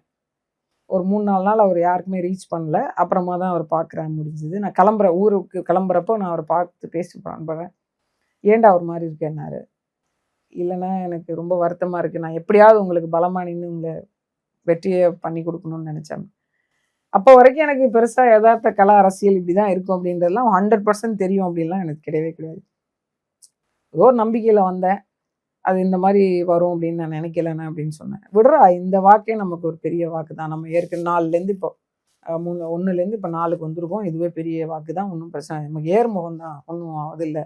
உன் உழைப்பெல்லாம் குறை சொல்ல முடியாது. என்ன சொல்ல போனால் அங்கே ஒரு கூட்டத்தில் என்னை பார்த்து, என்ன கால் இப்படி வீங்கி இருக்கு, செருப்பு போட்டுட்டு நடக்கிற அப்படின்னு கூப்பிட்டு பொறுப்பாளரை கூப்பிட்டு திட்டி, முதல்ல தங்கச்சிக்கு ஷூ வாங்கி கொடுங்க அப்படின்னு சொல்லிட்டு போனார். அந்த மாதிரி அவர் சொன்னதுனால எனக்கு அது கொஞ்சம் நிறைவா இருந்தது. ஆனால் ஒரு வெறி இருந்தது, என்னைக்காவது கொடுக்கணும் அப்படின்னு மாதிரி ஒரு வெறி இருந்தது. அதுக்கு பிறகுதான் அது தொடர்ந்து நகர ஆரம்பிச்சேன். இல்லைன்னா அந்த நிறைய பேர் தேர்தலோட நின்றுட்டாங்களே. அது ஒவ்வொரு எலெக்ஷன்லயுமே நாம் தமிழர்ல பாக்குறோம். ஒரு தேர்தலில் நிப்பாங்க, நம்பர்ஸ் குறையும், அதுக்கப்புறம் அவங்க ஆள் காணாம போயிடுவாங்கிறத நிறைய இடங்கள்ல பாக்குறோம். ஆனா அந்த 2019 தெரிய தொடங்கிய முகம் அதற்கு பிறகு தொடர்ந்து வளர்ச்சின்னு ஓட்டா வாக்கா வெற்றியா அப்படிங்கிறத தாண்டி கட்சிக்குள்ள ஒரு பேரா பெருசாகிட்டு மக்கள் மத்தியிலையும் கட்சிக்குள்ளயுமே 2 இடங்கள்லயுமே. அது எப்படி? அதுக்கு காரணம் என்னை பொறுத்த வரைக்கும் நான் இயல்பா இருக்கிறேன். அதாவது அந்த மக்கள்ல இருந்து தனித்து ஒரு அரசியல்வாதி இப்படித்தான் இருப்பாங்க அப்படிலாம் எனக்கு அப்படி இருக்கணும்னு தோணுனதில்லை. அவங்கள்ல இருந்து ஒருத்தி நான். இப்போ அவங்க வீட்டு பிள்ளை ஒரு இடத்துல மேடையில் போய் பேசுது, ஒரு ஆளுமையா தெரியுதுன்னா அவங்க நம்மளை பார்ப்பாங்க, நம்மளை வாழ்த்துவாங்க, நல்லா பேசினா கை தட்டுவாங்க. அந்த மாதிரி தான். இன்னொன்று, நான் ஒரு போராட்ட களத்துலேருந்து தான் வந்தேன். இன்னும் இந்த மக்களுக்கான ஒரு விழிப்புணர்வு கொடுத்தா அவங்களும் மக்கள் ஒன்று திரண்டு போராடாம எதையுமே சாதிக்க முடியாது. ஒரு சமூக ஆர்வலர்களாலோ அல்லது ஒரு போராட்டக்காரர்களாலோ மட்டும் எதையும் வென்ற முடியாது. மக்கள் இறங்கணும், அப்பதான் ஒரு புரட்சி தயார் செய்ய முடியும் அப்படிங்கிறது மட்டும் தெளிவா இருந்தது. அப்படித்தானே தவிர நான் இதை ஒரு நாளும் ஒரு மிகையா பார்த்ததே இல்லை. ஐயோ நம்மளை தூக்கி வச்சு கொண்டாடுறாங்க. நிறைய விவாதங்கள் போடுறீங்க, ஒவ்வொரு ஸ்பீச்சுமே நிறைய பேர் பேசினாலுமே காளியம்மாள் பேசுறதுக்குன்னு ஒரு கைத்தட்ட ஒரு கூட்டம் உருவானது, உங்களோட பார்வையாளர்கள் எண்ணிக்கை அதிகமானுச்சு, பேசுற விதம் பிடிச்சி உங்களுக்கு சோசியல் மீடியால ஃபாலோவர்ஸா அதிகமானாங்க. இதெல்லாம் இந்த நம்பர்ஸ்லாம் நடந்துட்டே இருந்தது. அதெல்லாம் எதை ஒன்று நடந்துச்சு? இல்ல, அது எல்லாமே எனக்கு இன்னும் கூடுதல் பொறுப்புணர்வு தான். அது இவங்க நமக்கு பெருசா கை தட்டுறாங்க அப்படின்னு சில பேர்லாம் சொன்னாங்களே, 2 கொம்பு முளைச்சிருக்குமான், மோர் ரெஸ்பான்சிபிலிட்டி. அதெல்லாம் இப்போ நான் ஒரு ரன்னிங்ல ஓடுற ரேஸ் குதிரை கிடையாது. இவங்களை தாண்டி முன்னாடி போகணும், அவங்கள தாண்டி முன்னாடி போகணும். நான் வந்தது ஒட்டுமொத்த மக்களுக்கான ஒரு விடியல் வராதா, அவங்களுக்கான உரிமைக்காக போராடாத ஒரு நிலை வராதா, அடுத்த தலைமுறையாவது தன் வரலாற்றை புரிந்து கொண்டு வாழாதா, இந்த நிலத்தை பாதுகாக்காதா அப்படின்னு ஒரு சண்டை செய்யற இடத்துக்கு நான் இவங்களை முந்தி ஓடணும், அவங்கள முந்தி ஓடணும். நீங்க என்னை உட்கார வச்சு 2 மணி நேரம் பாராட்டினாலும் அப்படிதான் உட்காந்துருப்பேன். ஏன்னா என் லிமிட்டும் எனக்கு என்னன்னு தெரியும், பாராட்டுற உங்களுடைய மனப்பான்மையும் என்னன்னு எனக்கு தெரியும். அதை புரிஞ்சுக்க முடியாத அளவுக்கு நான் முட்டாள் இல்லை.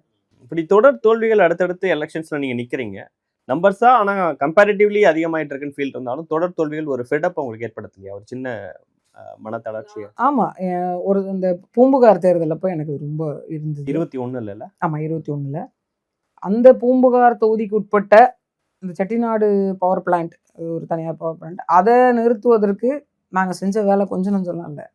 வீதியாக போய் மேப் போட்டு அந்த மேப்பை கொண்டு போயிட்டு மறுபடியும் CSZMP மேப்பில் அதை அட்டாச் பண்ணி அதை திரும்ப நாங்கள் ஆவணப்படுத்தி தேசிய பசுமை தீர்ப்பாயத்துக்கு அனுப்பி பொல்யூஷன் கண்ட்ரோல் போர்டில் போய் சண்டை போட்டு இவங்க வாய்க்கால் அடைச்சிருக்காங்கன்னு ரெவென்யூ போர்டில் போய் ஆதாரத்தை திரட்டி சொல்லவே முடியாது. அவ்வளவு கஷ்டப்பட்டு எதையுமே எலெக்ஷன் வரும்போது மக்கள் பார்க்கல, அவ்வளவு பண்ணியிருக்கிறோம். ஆனால் நாங்கள் என்ன குறைஞ்சபட்சம் என்னன்னா, நான் செஞ்ச வேலைன்னு இல்லை, அவங்க ஒவ்வொருத்தருக்கும் ஒரு மோட்டிவ் இருக்கும்ல.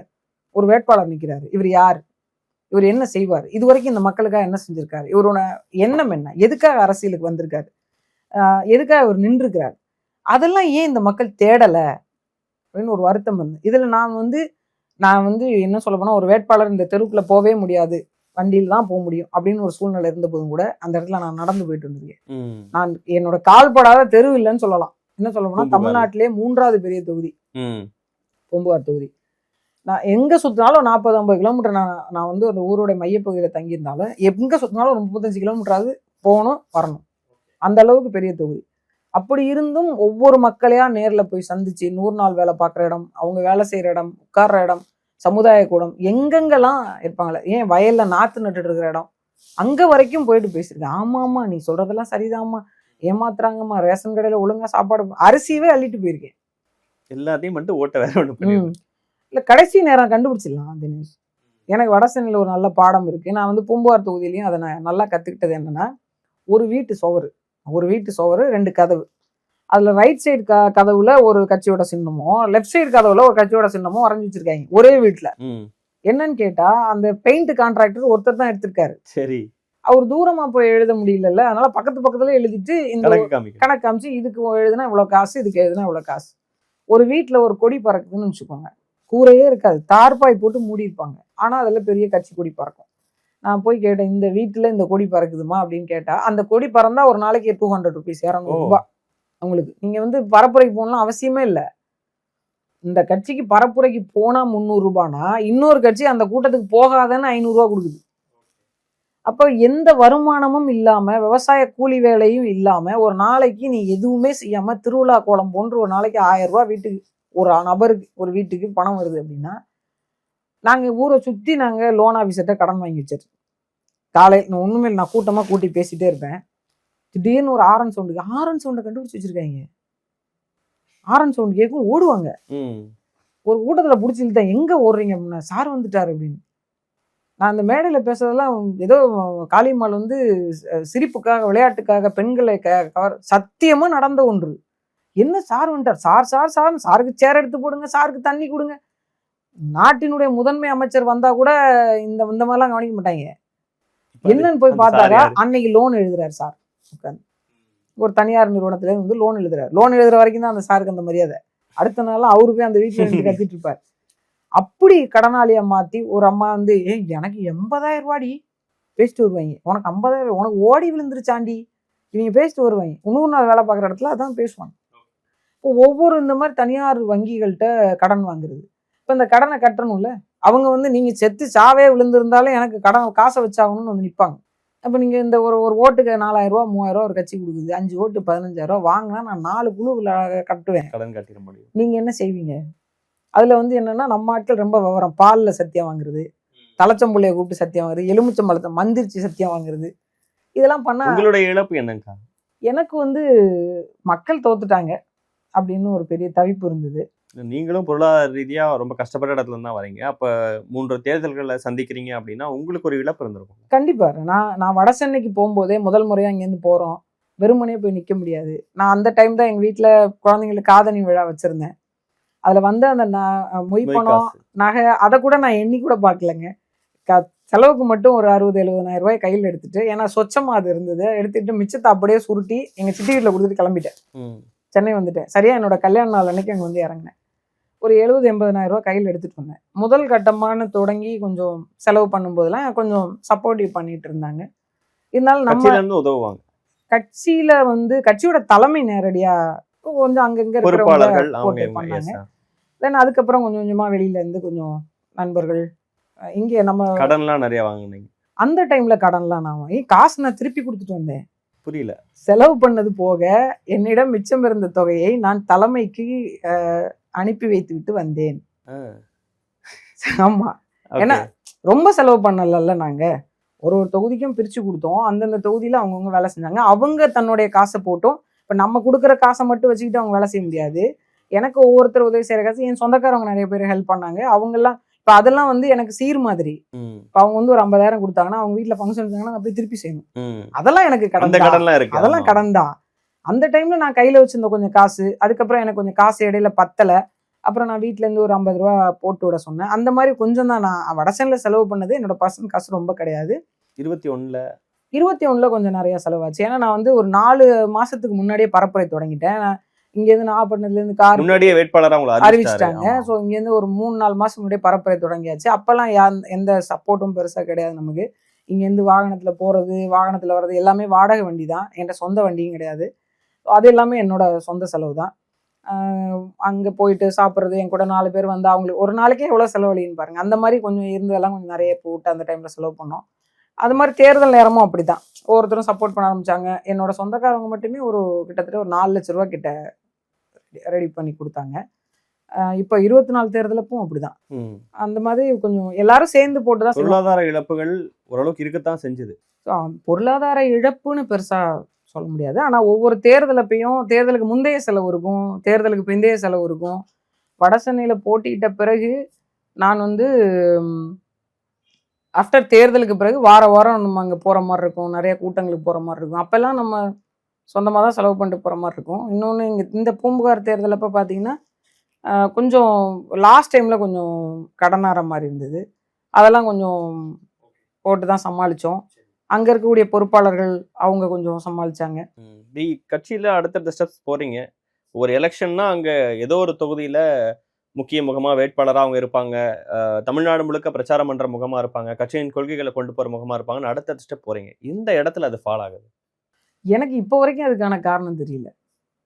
எனக்கு அந்த ஃபால் வந்து எங்கேருந்து வந்தது, யார் பண்ணாங்க, எனக்கு இப்போ வரைக்கும் தெரியல. நான் வந்து என்னோட ஓட்டத்தில் நான் இந்த மாதம் ஒரு மாதிரி, இந்த வருஷம் ஒரு மாதிரி, நம்ம 3 தேர்தலை சந்திச்சிட்டோம், 4வது தேர்தலில் இப்படி இருப்போம், அதனால நம்ம இப்படி பண்ணோம் அப்படிலாம் நான் ஒரு நாளும் இல்லை. என்னைக்கு இந்த கட்சிக்குள்ளே வந்தனோ அன்னைக்கு என்ன நிலைப்பாட்டில் இருந்தேனோ, என்ன மாதிரி நடந்துக்கிட்டேனோ அது வரைக்கும், கட்சி விட்டு வெளியில் வர வரைக்குமே நான் அப்படி தான் இருந்தேன். ஒரு சின்ன மாற்றம் கூட என்கிட்ட நான் உணரவே இல்லை. இன்னொன்று, என்கிட்ட அப்படி தப்புன்னு யாராவது சொல்கிறாங்கன்னா கூட நான் எடுத்துக்குவேன். நான் வந்து இல்லை அப்படிலாம் கிடையாது, நான் யோசிப்பேன். அது ஒருவேளை அப்படி இருக்குமோ, அவங்க பார்வைக்கு அப்படி பட்டிருக்குமோ அப்படின்லாம் நான் யோசிப்பேன். அன்னைக்கு வரும்போது நான் என்ன மாதிரியான மனநிலையில் எப்படி இருந்தனோ அப்படியே தான் நான் இருந்தேன். இதுல உணரல, உங்கள்கிட்ட பேசின மற்றவர்கள் யாரும் வேற யாருக்கிட்டையாவது நீங்க உணர்ந்தீங்களா? இன்னமும் ஒரு வித்தியாசத்தை நம்ம பாக்குறோமே. அவங்க ஒரு சில பேர் வந்து இந்த முகத்துக்கு நேரம் ஒரு மாதிரி பேசிட்டு முகத்துக்கு பின்னாடி ஒரு மாதிரி பேசுறாங்கன்றது கேள்விப்பட்ட போது எனக்கு அப்படி இருந்தது.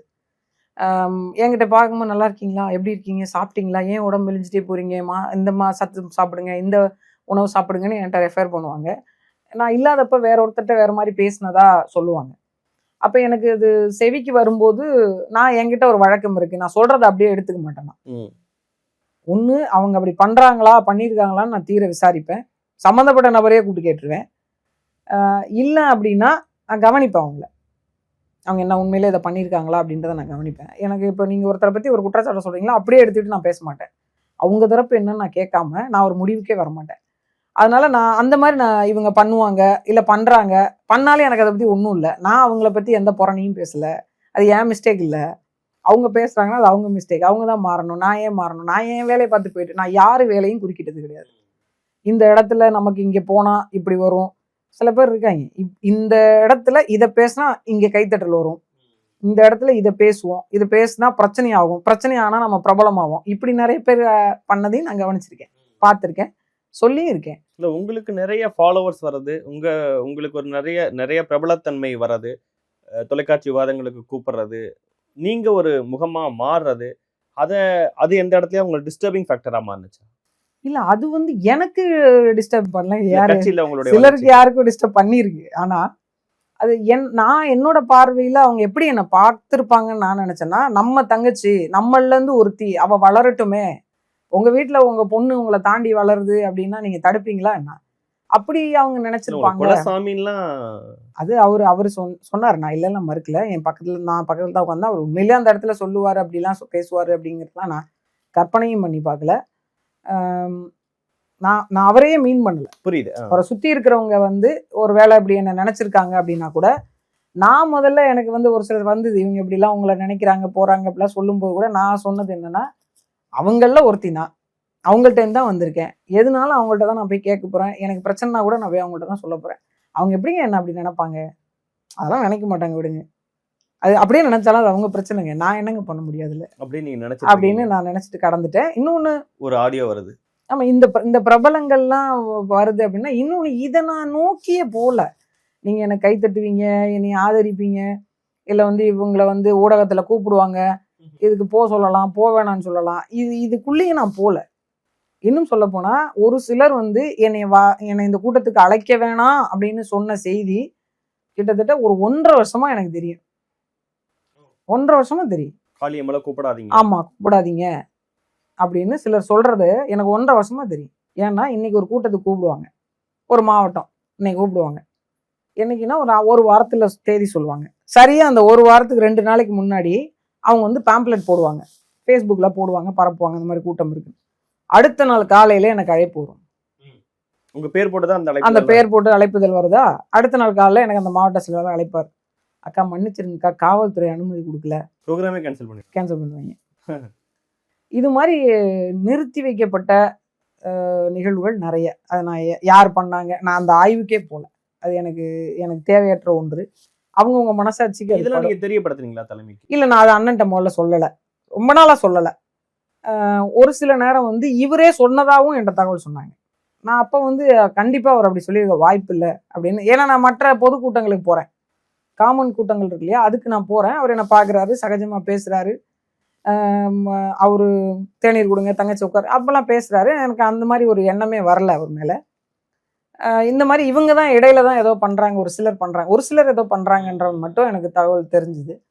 ஒரே ஒரு மாவட்ட செயலாளர் மட்டும் என்கிட்ட சொன்னார், பர்டிகுலர் நபரே சொன்னார். நான் அவர் பேரை சொல்ல விரும்பல. இந்த நபர் தாங்க ஃபோன் பண்ணி அண்ணன் சொன்னதா சொல்றாங்க, எனக்கு வந்து அவர் சொன்னதுல நம்பிக்கை இல்லைக்கா, நீங்க வந்து கவனமா இருந்துக்கங்க அப்படின்னு சொன்னாங்க. நிகழ்வு ரத்து. இது மாதிரி இன்னொரு மாநில பொறுப்பாளர் அவர் என்கிட்ட பேசினா, நான் அப்ப நேரடியாவே கேட்டேன். கேட்டேன் அவர்கிட்ட நேரடியாக கேட்டேன். இவங்க வந்தா நான் வரமாட்டேன். அவர் 2 பேச்சாளர் போட்டிருந்தாங்க, அவரும் நானும். ஒரு பிரபலமான இடம் அது. அவங்கள கூப்பிட்டு எது கூப்பிட்டீங்க, அவங்கள கூப்பிட்டீங்கன்னா நான் வரமாட்டேன் அப்படின்னு சொன்னா ஒருத்தர். அவங்க வந்து முதல் நாள் ஒரு சோரட்டி அடிச்சு அது வெளியில வருது.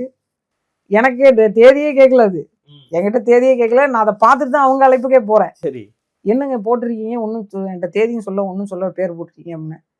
அக்கா உங்கள்கிட்ட சொல்லிட்டேன்னு சொன்னாங்கக்கா அப்படின்னாங்க. எனக்கு நான் சொல்லலைன்னு சொன்னேன்.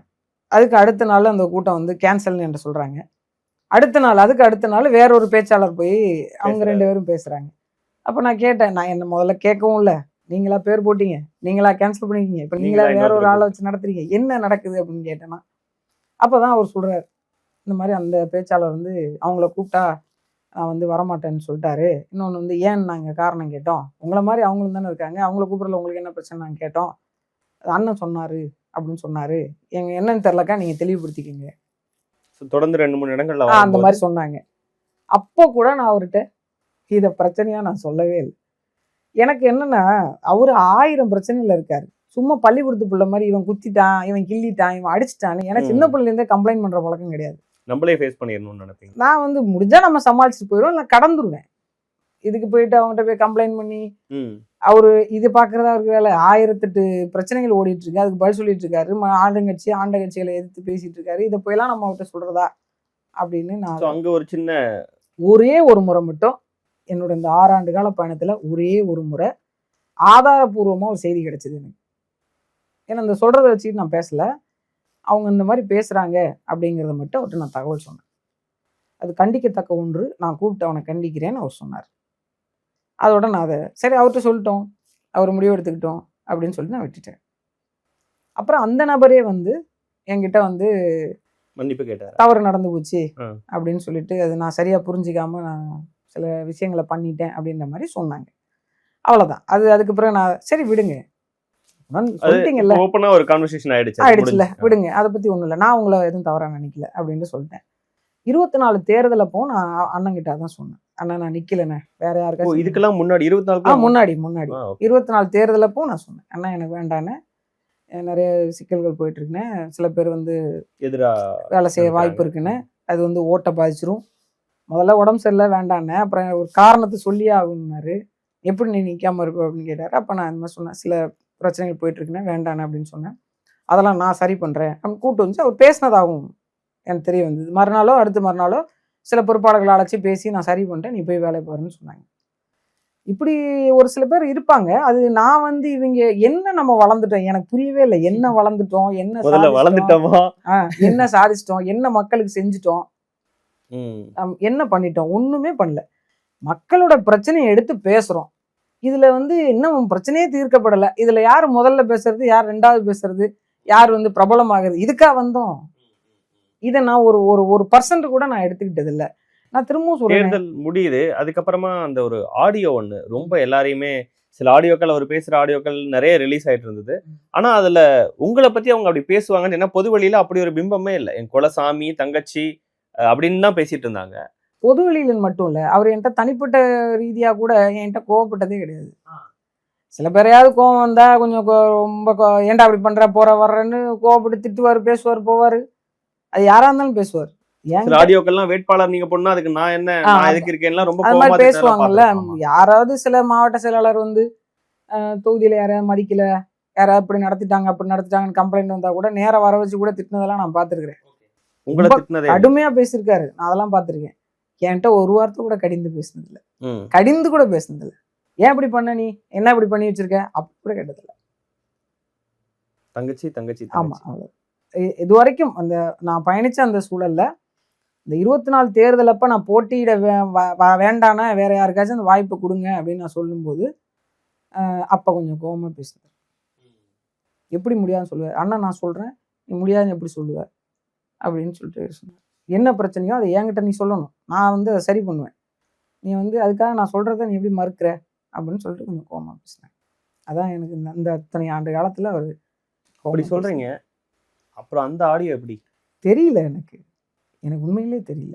அது யாரு போய் என்ன சொன்னாங்க, யாருக்கு பதில் சொல்ற விதமா பேசினாங்க, உண்மையிலே அவங்க மனசாட்சிக்கு பதில் சொல்லும். இன்னைக்கு இல்லைனாலும் என்னைக்கா ஒரு நாள் மனசாட்சி போய் சொல்லும். எதுக்கு தேவையற்ற ஒரு விஷயத்த போய் அவர்கிட்ட போயிட்டு கட்டமைச்சாங்க. எனக்கு இந்த 2வது ஆடியோலாம் வந்தப்போ உண்மையிலே ஒரு பக்கம் ரொம்ப வருத்தம், தாழ முடியாத வருத்தம். அது உங்ககிட்டயே பேசின மாதிரி தான் அந்த ஆடியோ. இல்ல, என்கிட்ட எதுவுமே பேசல. இந்த செல்போன் அது நல்லா நீங்க கேட்டு பாருங்க. யாருகிட்டயே சொல்லி என்கிட்ட சொல்றாங்க. அது அப்படிதான் இருந்தது அந்த ஆடியோ. அது என்கிட்ட பேசவே இல்லை. அந்த மாதிரி அவர் தான் சொல்லணும், என்கிட்ட அந்த மாதிரி பேசினதே இல்லை. ஆனா உங்க வீட்டை பார்க்கும்போது எவ்வளோ எளிமையா ரொம்ப சிறிய வீடா இருக்குங்கிறதே என்னால புரிஞ்சுக்க முடியுது. ஆனா ஒரு மண்டபத்துக்கு பல பேரை வர வச்சு நீங்க வந்து 2000 3000 காசு என்கிட்ட இருந்த எல்லா பொருள், அதாவது என்கிட்ட இருக்கக்கூடிய சொத்துக்கள், என்கிட்ட இருக்கக்கூடிய பொருட்கள், அசையும் சொத்து அசையாத சொத்து தேர்தல் ஆணையத்துல நான் காட்டியிருக்கேன் பாருங்க. அதை தவிர ஒரு குண்டுமணி அளவிற்கு கூட என்னிடம் கிடையாது. தேர்தல் ஆணையத்துல அதுவும் பொது வெளியில லட்சக்கணக்கான கோடிக்கணக்கான பேர் பார்வைக்கு என்ன சமர்ப்பித்திருக்கிறனோ அது மட்டும்தான் இன்னைக்கு. நீங்க என் பேங்க் பேலன்ஸ், எங்க வீட்டுக்காரோட பேங்க் பேலன்ஸ், என் பிள்ளைங்க பேர்ல ஏதாவது டெபாசிட் போட்டு வச்சிருக்கு, எதை வேணாலும் எடுத்து பாருங்க. என்ன வச்சிருக்கு என் வீட்டை நீங்க ஐடி ரெய்டி என்னைய வரைக்கும் கூட கூட்டு வந்து வச்சு செக் பண்ணுங்க. என் வீடு, என் அம்மா அப்பா வீடை போய் பாருங்க, என் தங்கச்சி வாழ்ற வீட்டை போய் பாருங்க.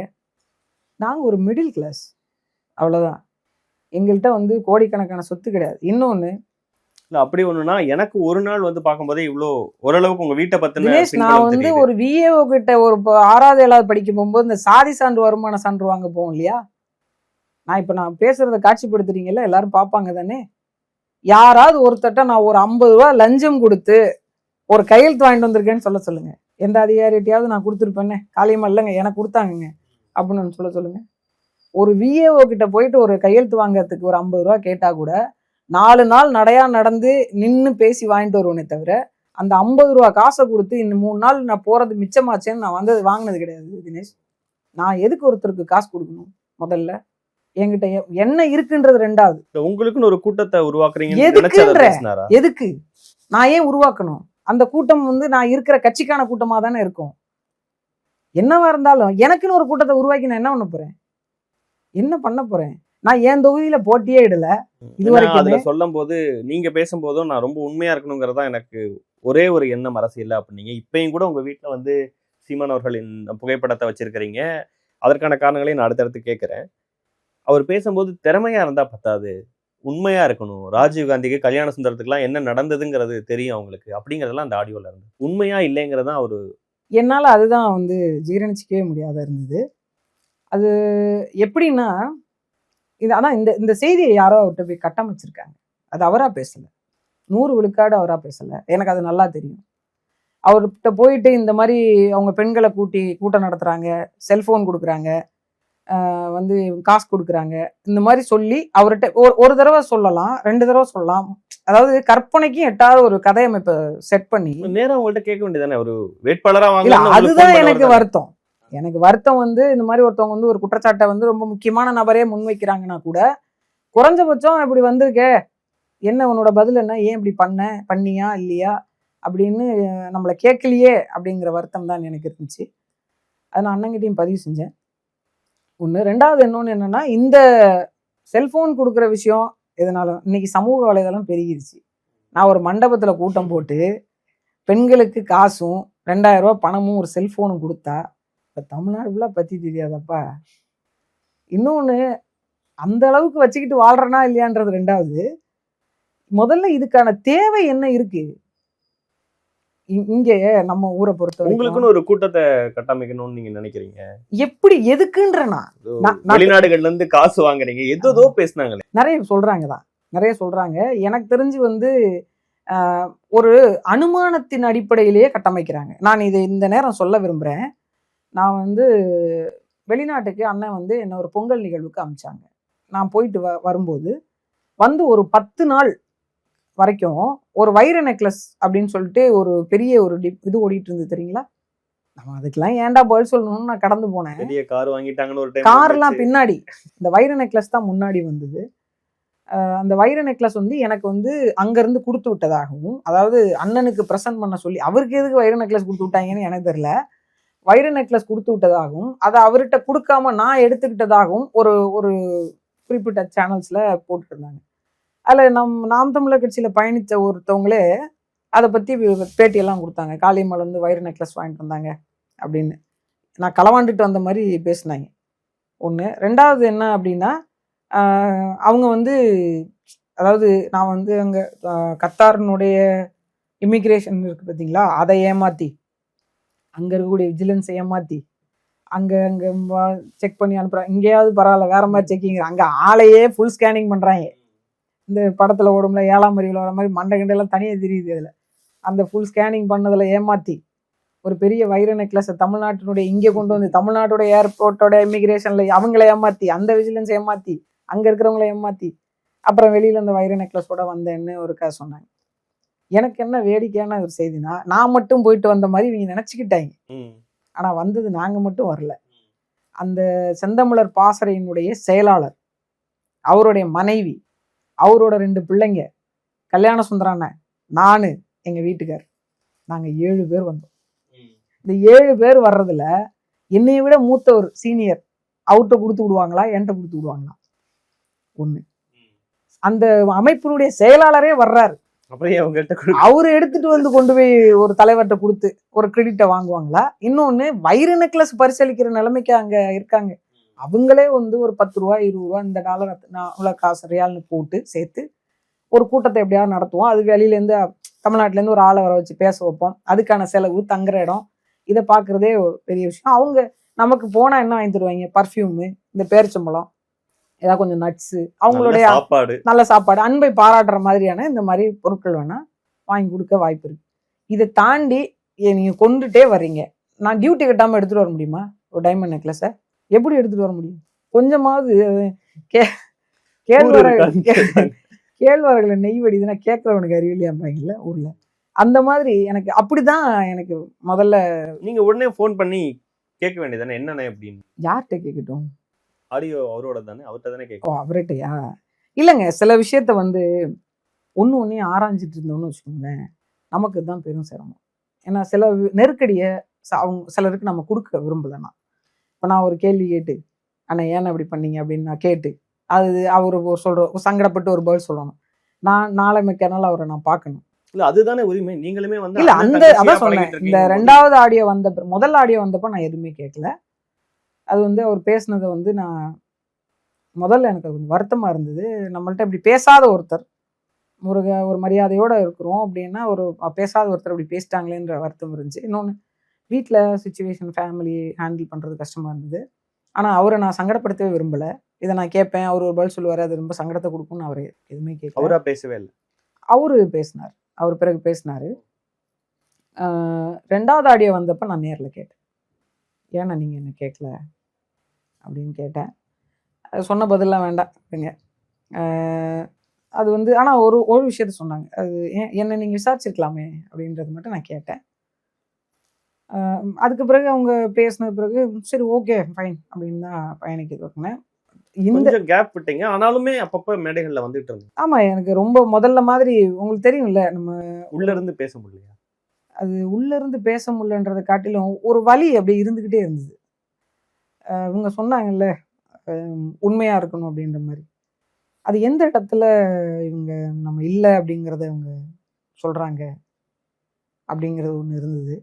எனக்கு தெரிஞ்சு நான் வாழ்ற இந்த நிலத்தின் மீது ஆணையா, நான் பயணித்த அத்துணை தருணங்களிலும் ஒரு செகண்ட் கூட, நான் தூக்கத்தில் கூட, நான் வந்து கற்பனையிலும் கூட உண்மை தவறியதே இல்லை, நான் உண்மையாக தான் இருந்திருக்கேன். இந்த நிமிஷம் வரைக்கும் நாம் தமிழர் கட்சி ஒரு நல்ல நிலையை எட்டணும் அப்படின்னு நினைக்கிறதுல நான் ஒரு ஆள். அந்த ஒரு கேப் எழுது. நீங்க நிறைய இடங்கள்ல பேசாம இருக்கீங்க. சமூக செயற்பாட்டாளர்னு உங்க பேர் நாம் தமிழர்னு போடாம பத்திரிகை அடிக்கிறவங்க போறாங்க. உதயநிதி அவர்கள் கலந்துக்கிற கல்யாணத்துல நீங்களும் கலந்துக்கிறீங்கிறத ஒரு செய்தியாக்குனாங்க. அப்படி நிறைய விஷயங்கள் வந்தது. ஆனா இப்பயுமே அதுக்கப்புறமே நடந்த எவ்வளோ மீட்டிங்ஸ்ல எவ்வளவோ இன்டர்வியூஸ்ல என்ன நடந்ததுன்னு கேட்கும்போது நான் அதை பத்தி பேச விரும்பலைங்கிறதையே நீங்களும் சொல்றீங்க. ஆனா சீமான் அவர்கள் பேசும்போது என் கட்சியில முழு சுதந்திரம் இருக்கு, அவங்க இருக்கணும்னா இருக்கலாம், போலாம்னா போலாம் அப்படின்னு ஒரு டைம். அடுத்து இலையுதிர் காலம் போல இது கலையுதிர் காலம்னு உங்களை கலைன்னு சொன்னாரு. நான் அதை கேட்டேன். எனக்கு அப்போ என்ன சொல்கிறதுன்னு எனக்கு தெரியல. கேட்டேன் ரொம்ப. அந்த செய்தி போகும்போது என்னை கூப்பிட்டு எங்கள் வீட்டுக்காரர் காமிச்சார். அது கீழே போட்டுட்டு இருந்தாங்க. அப்போ நான் பார்த்தேன். பார்த்துட்டு எல்லாத்துக்கும் உடனடி பதில் அப்படிங்கிறது வந்து சில நேரங்களில் சரியாக இருக்காது. நான் காலத்தின் மீது நம்பிக்கை வைக்கிற ஒரு ஆள். பதிலே சொல்லாம இருக்கிறது சரியா? காலமோ கடவுளோ அது ஏதோ ஒன்று. நீங்கள் கடவுளாக நினைக்கலாம், காலமாக நினைக்கலாம். நானும் அது மாதிரி கடவுளாக நினைக்கிறேன், காலமாக நினைக்கலாம். ஒரு நாள் வந்து உண்மையை உணர்த்தும் அப்படிங்கிற மாதிரி எனக்கு தோணுச்சு. ஒரு சில இப்போ நான் ஒரு பதில் சொல்ல தொடங்குறேன்னு வச்சுக்கோங்களேன். இப்போ முதல்ல நீங்கள் சொன்ன மாதிரி அந்த இன்விடேஷனில் பேர் போட்டது வந்து உண்மையிலே எனக்கு தெரியாது. அவங்க வந்து நான் கொஞ்சம் மௌனமாக இருந்ததுனால ஒருவேளை அவங்க கட்சியில் இல்லையோ அப்படின்னு நினச்சிட்டு போட்டிருக்காங்க. அவர் வந்து எந்த கட்சிக்கும் சம்மந்தம் இல்லாத ஒரு கடலோடி பிரதிநிதித்துவம், ஒரு அமைப்பில் பிரதிநிதித்துவம் உள்ள ஒரு ஆள். அவங்க வந்து இந்த மாதிரி ஒரு நிகழ்வுக்கு கேட்டாங்க. அவங்க டைரெக்டாக என்கிட்ட பேசல. அவங்க ஒருத்தர் வழியாக இன்னொருத்தர், அவங்க மூலமாக இன்னொருத்தர் வழியாக தான் என்கிட்ட தேதி மட்டும் கேட்டிருந்தாங்க. நான் தேதி மட்டும் சரி, நான் முதல்ல சொன்னேன் ரொம்ப லாங்கில் இருக்குது அப்படின்னு. அப்புறம் அவர் இந்த மாதிரி இந்த அமைப்போட நிறைய நின்று வேலை செய்கிறாரு அப்படின்னு சொன்னதுனால சரி நான் வர்றேன் அப்படின்னு ஒத்துக்கிட்டேன். பட் யார் யார் வராங்க, என்ன வராங்க, அதெல்லாம் எனக்கு தெரியாது. அது வந்து ஒரு பெண்ணுக்கான மஞ்சள் நீராட்டு விழா அழைப்பு தான். அந்த அதனால யார் யார் அவங்க குடும்ப ஃபங்க்ஷன் யாரை வேணாலும் இன்வைட் பண்ணுவாங்க. அது மாதிரி நான் யார் வராங்க என்ன வராங்கலாம் எதுவும் கேட்கல. அது மாதிரி பேர் போட்டிருக்காங்க போடல அப்படிங்கிறதும் எனக்கு தெரியாது. எனக்கு இன்விடேஷன் வைக்கும்போது கோர்ட்டில் தான் உனக்கு கொடுத்தாங்க. அப்போ தான் நான் வாங்கி சும்மா பெரட்டி பார்த்துட்டேன். அப்போ நான் கவனிக்கல, பேர் உள்ளே இருந்தது. பார்த்துட்டு காரில் வச்சுட்டு காரில் போகும்போது திரும்ப எடுத்து பார்க்கும்போது தான் சமூக ஆர்வலர் இருந்துச்சு. உடனே அழைப்படுத்தி கேட்டேன், ஏன் நான் கட்சியில் தானே இருக்கிறேன், ஏன் என் பேர் அப்படி போட்டிருக்கீங்கன்னு. எனக்கு என்ன ஆச்சரியம்னா, எனக்கு இதுக்கு முன்னாடி நிறைய பேர் இது மாதிரி போட்டிருக்காங்க. இது ஒன்றும் அப்போ செய்தி ஆகலை. விவசாயிகள் போராட்டம், இங்கே ஒரு மணல் குவாரிக்கு எதிரான போராட்டம், அதுல எல்லாம் பார்த்தீங்கன்னா அவங்களே சொல்லிட்டாங்க சமூக செயற்பாட்டாளராக தான் வாழ்க்கையிலே வந்தேன். ஆமாம், அதனால வந்து அந்த மாதிரி போட்டிருக்காங்க. இது ஒன்றும் முதல் தடவைலாம் இல்லை, இது எனக்கு தெரிஞ்சு ஒரு 4-5வது தடவை போட்டிருக்காங்க. நான் தெரிஞ்சுக்கணும்னு நினைக்கிறது, உண்மையில் காளியம்மாள் வெளியே வந்ததற்கு காரணம் அந்த ஆடியோ தான். இல்ல ஆடியோ வரலனாலும் இப்ப அப்படி இல்லை. அந்த ஆடியோ வந்து அதுவும் ஒரு காரணம், அது மட்டும் காரணம். எல்லாருமே அந்த ஆடியோ தான் காரணம் நினைக்கிறாங்க. அந்த ஆடியோ மட்டும் காரணம் எல்லாம் கிடையாது. சொல்ல முடியாத வேற காரணங்கள் நிறைய இருக்கு. நீங்க உயிரா நினைச்ச கட்சி, ஏன்னா உங்களுடைய லெட்டர் கட்சியிலேருந்து விலகிறேன்னு சொன்ன அந்த அறிக்கையிலுமே கூட நீங்க ரொம்ப வலியோட தான் அதை எழுதுறேன்னு சொல்லியிருந்தீங்க. அப்படி உயிரான்னு நினைச்ச கட்சியிலேருந்து வெளியே வரத்துக்கு ஏதாவது நீங்க, ஏன்னா அந்த கட்சி இன்னும் உயிரான்னு நினைச்சிட்டு இருக்க பல பேர் இருக்காங்க, ஏதாவது சொல்லணும்னு நினைக்கிறீங்களா? இல்லை, அவங்க என்னை பொறுத்த வரைக்கும் இதுல பயணிக்கக்கூடியவங்க பலர் உள்ளார்ந்து உளப்பூர்வமா நேசம் கொண்டு உயிருக்கு மேல, தன்னுடைய குடும்பத்துக்கு மேல, தன்னுடைய குழந்தைகளுக்கு மேல இயற்கையை நேசிச்சு இந்த அமைப்பை வந்து வலுப்படுத்தணும். தமிழ் தேசியம் வந்து ஒரு அரசியல் மயப்படுத்தி அதிகாரத்தை நோக்கி பயணிக்கிற ஒரு பயணமா இருக்கு. அதுல நம்மளுடைய பங்கும் இருக்கணும். ஒரு போர்வாள் தூக்கி எப்படி ஒரு தனி மனிதன் சண்டை போடுவானோ, அதாவது ஒரு படையில இருந்து படை வீரனா இருந்து, அந்த மாதிரி இவங்க வந்து ஒரு அரசியல் வாக்குன்ற ஒரு பேராயுதத்தை எடுத்து வேலை செய்யணும் அப்படின்னு நம்பி வேலை செய்கிறாங்க. அதுதான் யதார்த்தம். அப்படிதான் இதில் பல பேர் ஓடிட்டு இருக்காங்க. ஒரு சில பேர் வேணால் தன்னுடைய சுயநலத்துக்காக இருக்கலாம், ஆனால் பல பேர் இருக்காங்க. என்ன நான் வைக்கிறது ஒன்று தான், அந்த பல பேரோட உழைப்பும் வந்து எந்த சூழ்நிலையிலும் வீணாயிடக்கூடாது அப்படிங்கிறது மட்டும்தான் என்னோட இன்னைய வரைக்கும் சொல்லணும்னு நினைக்கிற ஒரு விஷயம். ஏன்னா இப்போவுமே என்னை பல பேர் மீண்டு வந்துருங்கக்கா. இன்னைக்கு கூட நான் ஒரு பல்கலைக்கழகத்துக்கு போயிருந்தேன். அங்கே ஒருத்தர் வந்து, அக்கா நான் பெரிய ஆள்லாம் கிடையாது, நான் ஒரு சாதாரண ஆள் தான், நான் நாம் தமிழரில் உறுப்பினராக இருக்கேன், எனக்கு உங்களை ரொம்ப பிடிக்கும், நீங்கள் மீண்டும் வந்துருங்கக்கா, எப்போக்கா வருவீங்க அப்படின்னாரு. நான் சொன்னேன், நான் ஒரு பொய்யான செய்தியை சொல்ல விரும்பலைன்னா என்னை கொஞ்சம் அமைதியாக விட்டுருங்க, நான் இதுக்கு பதில் சொல்லி உங்களை சங்கடப்படுத்தணும்னு நினைக்கல. இல்ல ஏதோ ஒரு இடம் தவறா இருக்குன்னு உணர்ந்து அதுல இருந்து வெளியே வரீங்க, தவறோ இல்ல சம்திங் அதுல ஏதோ நீங்க நினைச்ச மாதிரி இல்லைன்ட்டு. இப்ப இன்னும் அது சரியா இருக்குன்னு நினைக்கிறவங்களுக்கும் உங்களை ஃபாலோ பண்றவங்களுக்கும் அங்க என்ன தவறா இருக்குன்னு சொல்ல வேண்டிய இல்ல, அது ஒவ்வொருத்தர் அப்படி சொல்ல முடியாது. ஏன்னா இப்போ ஒவ்வொருத்தருக்கும் அது வந்து தனிப்பட்ட காரணங்கள்லாம் சொல்ல இல்ல, ஒருத்தருக்கு ஒரு இயக்கத்தின் மேல சில தவறுகள் இருக்குன்னா அது நீங்க சொல்லணும். இல்ல, இயக்கத்தின் மீது எந்த தவறும் இல்ல. இயக்கத்தின் மீது கட்சியோட செயல்பாடு, கட்சியோட நோக்கம் அது சரியாதான் இருக்கு. அது வந்து நம்ம அதுல எந்த பிழையும் சொல்ல முடியாது. அந்த நோக்கத்தை கொண்டு போற சிலருடைய இந்த செயல்பாட்டை நடத்துகின்ற சிலருடைய நடவடிக்கைகள் தான் நம்ம பார்க்குறோம். அது நோக்கத்தை தவறாக கொண்டு போயிடக்கூடாது. அதையும் இப்போ நீங்கள் எடுத்த டெசிஷனையும் நீங்கள் இவ்வளோ வலியோட இப்போ பேசும்போதுமே உங்கள் குரல் தழுதல் இருக்குது. அதையுமே ஒரு சுயநலமாக சில பேர் சித்தரிக்கிறாங்க. நீங்கள் வந்து வேற கட்சிகளுக்கு போகிறதுக்காக நாம் தமிழர் கட்சியிலேருந்து கட்டமைக்கப்பட்ட காளியம்மான்கிற பிம்பம், காளியம்மான்கிற ஒருத்தங்களுக்கு பின்னாடி ஒரு ஃபாலோவர்ஸ், ஒரு இந்த காளியம்மான்கிற பிம்பம் வேற ஒரு கட்சிக்கு போகிறதுக்காக அந்த நாம் தமிழர்ங்கிற கட்சியை உபயோகிச்சுக்கிட்டாங்க. நான் எழுதினதையும் பார்த்தேன், ஒரு சில பேர் பேசினதையும் பார்த்தேன். இவங்க வந்து இங்க வந்து தன்னை ஒரு அடையாளப்படுத்தி கொண்டு வெளியில பாப்புலர் ஃபிகரா மாறிட்டு வேற ஒரு கட்சியில போனா நல்ல ஒரு வாய்ப்பு இருக்குன்றதுக்காகவே வந்திருக்காங்க அப்படின்ட்டு சொன்னாங்க. நான் திரும்பவும் சொல்றேன், ஒரு ஆண்ட கட்சியில ஒரு மாவட்ட பொறுப்பை 10 ஆண்டுகளுக்கு முன்பே, 10ன்னு சொல்ல முடியாது, 15 ஆண்டுகளுக்கு முன்பே எனக்கு வழங்கப்பட்டதை நான் பயன்படுத்தி இருந்தால், நான் பயன்படுத்தணுன்ற நோக்கம் எனக்கு இருந்திருந்தா இன்னைக்கு நான் வேற ஒரு இடத்துல இருந்திருப்பேன். ஒண்ணு. ரெண்டாவது, அப்படி ஒரு சூழல்ல வளர்ந்துபட்ட சூழல்ல எனக்கு தெரிஞ்சே தமிழ்நாட்டில் தற்போதைக்கு இருக்கக்கூடிய ஒரு பெருமளவுல சொல்லக்கூடிய அதிகாரத்தில் இருந்த ஒரு சில அமைப்புகள்ல நான் நாம் தமிழர் கட்சிக்கு வருவதற்கு முன்பே எனக்கு 4 வாய்ப்புகள் வந்தது. நான் எங்கேயுமே போலையே, நான் கட்சியவே குறிப்பிட்டு சொல்லிடுவேன். இந்த நபரே கூப்பிட்டு இருக்காங்க, நேரடியாக கட்சியினுடைய மேம்பட்ட தலைவர் நேரடியாக இப்படி 1-on-1 நின்று பேசி எங்களோட வரக்கூடாதாம்மா நீ அப்படின்னு சொல்லிட்டு, ஏன் அவங்க மேடையிலையும் பேசியிருக்கேன். அவங்க மேடையில ஹைட்ரோ கார்பன் எடுக்கிறதுக்கான நில கையகப்படுத்துதல் தொடங்குற அந்த சூழ்நிலையில அந்த கட்சியை எதிர்த்து போன்ற ஆர்ப்பாட்டத்துல என்னைய வந்து அழைச்சிருந்தாங்க. நான் போயிட்டு இங்க எப்படி நாம் தமிழர்ல பேசணும் அதே போன்று அந்த மேடையில 3/4 மணி நேரம் பேசி பலருடைய ஆதரவை பெற்ற பிறகு அவங்கள்ட்ட இருந்து எனக்கு அழைப்பு வந்தது. நாம் தமிழர் கட்சிக்கு 3 ஆண்டுகளுக்கு முன்பே போகணும்னா அந்த கட்சியில போய், இன்னும் சொல்ல போனால் அப்போதைக்கு அந்த கட்சியில இருக்கிற நிர்வாகிகள் பதவியில இருந்தாங்க. நினைச்சிருந்தா அவரும் வேற யாராவது மாவட்ட செயலாளரோ மண்டல செயலாளரோ அல்லது ஒன்றிய செயலாளரோ வந்து கூப்பிடலையே, கட்சியோட தலைவரே கூப்பிட்டாங்களே. இப்ப 4-5 மாதம் ஆயிடுச்சு, இன்னும் நீங்க அடுத்த கட்ட பயணம் என்னன்னு டிசைட் பண்ணாததுக்கு காரணம் இப்படி ஒரு பேர் வந்துரும் அப்படிங்கிற ஒரு டைம் இல்ல. அப்படின்னு இல்ல, நான் இது சொல்ல வந்தது என்னன்னா, இது வந்து இத்தனை ஆண்டு காலம் நாம் தமிழர்ல உண்மை நேர்மையா பயணிச்ச எல்லாருக்கும் கொடுக்குற சவுக்கடி தெரியுங்களா? அது இதை பயன்படுத்தி கொண்டு போக நினைக்கிறாங்க அப்படின்னு பயன்படுத்தி கொண்டு போக நினைக்கிறாங்க. பர்டிகுலரா 2024 தேர்தலுக்கு பிறகு தேர்தலில் நின்று உழைச்சி கத்தி ஒரு நாளைக்கு எத்தனை இடத்துல பேசியிருக்கேன் தெரியுங்களா? சில விஷயங்களை சொல்லக்கூடாதுன்னு நான் நினைக்கிறேன். எந்த நிலைமையில பேசியிருக்கேன் தெரியுங்களா? ஆண்களுக்கு இருக்கிற மாதிரி பெண்களுக்கு கிடையாதுங்க. பெண் வேட்பாளருக்கு எத்தனை இடத்துல ஒரு நாளைக்கு இவங்க கழிவறைக்கு கூட்டு போக முடியும்? ஒரு கிராமத்துல, என்னுடைய பரப்புரை மயிலாடுதுறை பகுதி, மயிலாடுதுறையில் இருக்கக்கூடிய இந்த தொகுதியில இருக்கக்கூடிய கிராமங்கள்ல 80 விழுக்காடு கிராமம், 20 விழுக்காடு தான் நகர்ப்புறம்.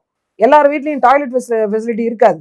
ஒரு கிராமத்துக்கு பரப்புரைக்கு போறோம், ஒரு ஊராட்சி காலையில எடுக்கிறோம் அப்படின்னா, எனக்கு தெரிஞ்சு நான் வந்து காலையில 10 மணிக்கு 9:30 மணிக்கு ஆட்கள் வந்த பிறகு தொடங்குறது அப்படின்னா மதியம் 2:30 மணி 3 மணி வரைக்கும் நான் வந்து பரப்புரையில இருப்பேன். வெயில் அடிக்கிற அவ்வளவு வெயிலையும் தாங்கிட்டு நின்றுட்டு ஒரு நாளைக்கு குறைஞ்சது காலையில 10 இடம், சாயந்தரத்துல 15 இடம், 25 இடம், குறைஞ்சது 30 நிமிஷம் பேசி பாருங்க.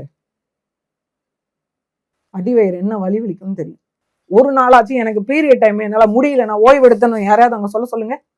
இந்த கார்ல பயணிக்கிற நேரத்தை சாப்பிட்டு இருக்கிறேன், அந்த நேரத்துல தூங்கி இருக்கிறேன். காலை நேரத்துல போய் ஒரு கிராமத்துல போயிட்டு, கடலோர கிராமத்துல போயிட்டு ஊர் மக்களை கூட்டி அவங்கள்ட்ட பஞ்சாயத்தாட்ட பேசிட்டு அந்த கிராமத்து மக்கள்கிட்ட ஆதரவு கேட்டுட்டு அந்த நேர பயணத்தை தொடங்கி மதியம் அந்த உணவு இடைவேளையில கும்பகோணத்துல இருப்பேன், பாபநாசத்துல இருப்பேன். பாபநாசத்துல இருந்து பயணிச்சு இங்க இருந்து கடலோர கிராமத்துக்கு ஒண்ணு வந்துட்டு அவங்கள்ட்ட பேச்சுவார்த்தை. ஏன்னா ஒவ்வொரு கிராமத்திலையும் ஒவ்வொரு நாள் விடுமுறை வைப்பாங்க, அந்த நேரம் தான் மக்கள் எல்லாரையும் சந்திக்க முடியும்ட்டு அன்னைக்கு வந்து அவங்கள்ட்ட பேசிட்டு அடுத்து மதியம் மறுபடியும் அந்த கண்டினியூ டிராவல் பண்ணி கார்லயே உட்காந்து சாப்பிட்டுட்டு சாயந்தரம் 4:30 மணிக்கு பரப்புரைக்கு போய் கேட்பேன், ஒரு 1/2 மணி நேரம் நான் கொஞ்ச நேரம் படுத்துக்குவா, முகத்தை கழுவிட்டு ரொம்ப முடியலண்ணே அப்படின்னு.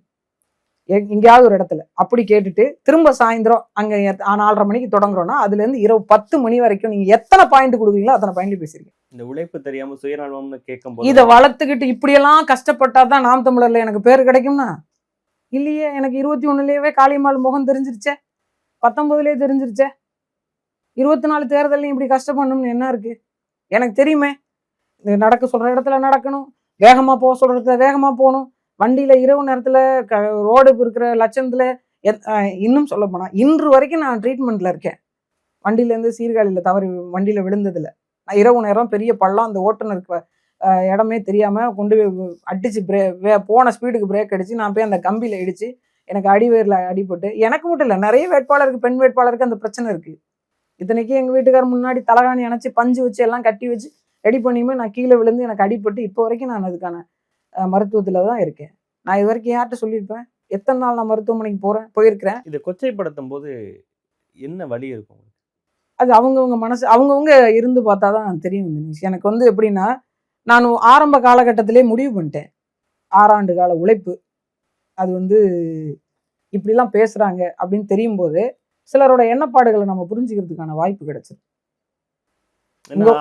நான் என்ன கேட்கிறேன் தினேஷ், நான் சரியானவ தவறானவ? உங்க கூட இருக்கிற வரைக்கும் நான் நல்லவ, உங்களை விட்டு தான் நான் போய் கெட்டவளா மாறிட முடியுமா? முடியாதுல்ல. அப்போ நம்ம அவங்களோட உழைப்பு இந்த இடத்துல இருந்திருக்கு அப்படின்னு குறைஞ்சபட்ச பார்வையாவது பார்த்துருக்கலான்னு தோணுச்சு. பட் அதை பத்தி நான் ஒன்றும் பெருசா எடுத்துக்கல. ஏன்னா வெளியே கிட்டத்தட்ட செய்திகள் எல்லாம் போட்டாங்க, நீங்க வந்து ஆதவ் அர்ஜுன் அவர்களை சந்திச்சிட்டீங்க, விஜய் அவர்களை நேரடியா நான் இன்னும் இப்போ வரைக்கும் அன்பில் மகேஷ் அவர்களை சந்திச்சுட்டாங்க, எல்லா பக்கமும் பேசிக்கிட்டு இருக்கிறாங்க. திமுகவா இல்ல தாவேகாவான்னு முடிவு பண்ண வேண்டியது மட்டும்தான் காளியம்மாள் கையில இருக்கு. இது கட்சியை விட்டு வெளியில வந்துட்டேன் இல்லையா? கட்சியை விட்டு வெளியில வந்துட்டேன். என் மக்களுக்கான ஒரு அரசியல் அதிகாரத்தை நிலைபெற செய்யணும். நான் யாரையும் தேடி போய் எனக்கான வாய்ப்பு கொடுங்க, நான் உங்க அரசியல் கட்சிக்கு வரேன் அப்படின்னு நம்ம யாரையும் பேசல போல. நம்ம வீட்டில் இருக்கிற மாதிரி இருக்கும். நான் இன்னும் சொல்ல போனா, உங்களுக்கு தெரியாதா தினேஷ், சென்னையில இருந்தா அரசியல் வாய்ப்பு எப்படி இருக்கும், ஊர்ல இருந்தா அரசியல் வாய்ப்பு எப்படி இருக்குன்னு உங்களுக்கு தெரியாதா? நான் இப்ப சமீப காலமா இந்த கடிதம் கொடுக்கும் போது நான் ஊர்ல இருந்து தான் கொடுத்தேன். இங்க இருக்கக்கூடிய நான் இப்ப பேசுற மனநிலையில இல்லைன்னு சொன்னேன். இங்க இருக்கக்கூடிய அத்தனை பத்திரிகையாளர்களுக்கும் தெரியும் நான் எங்கெங்கெல்லாம் இருக்கிறேன் அப்படின்ட்டு.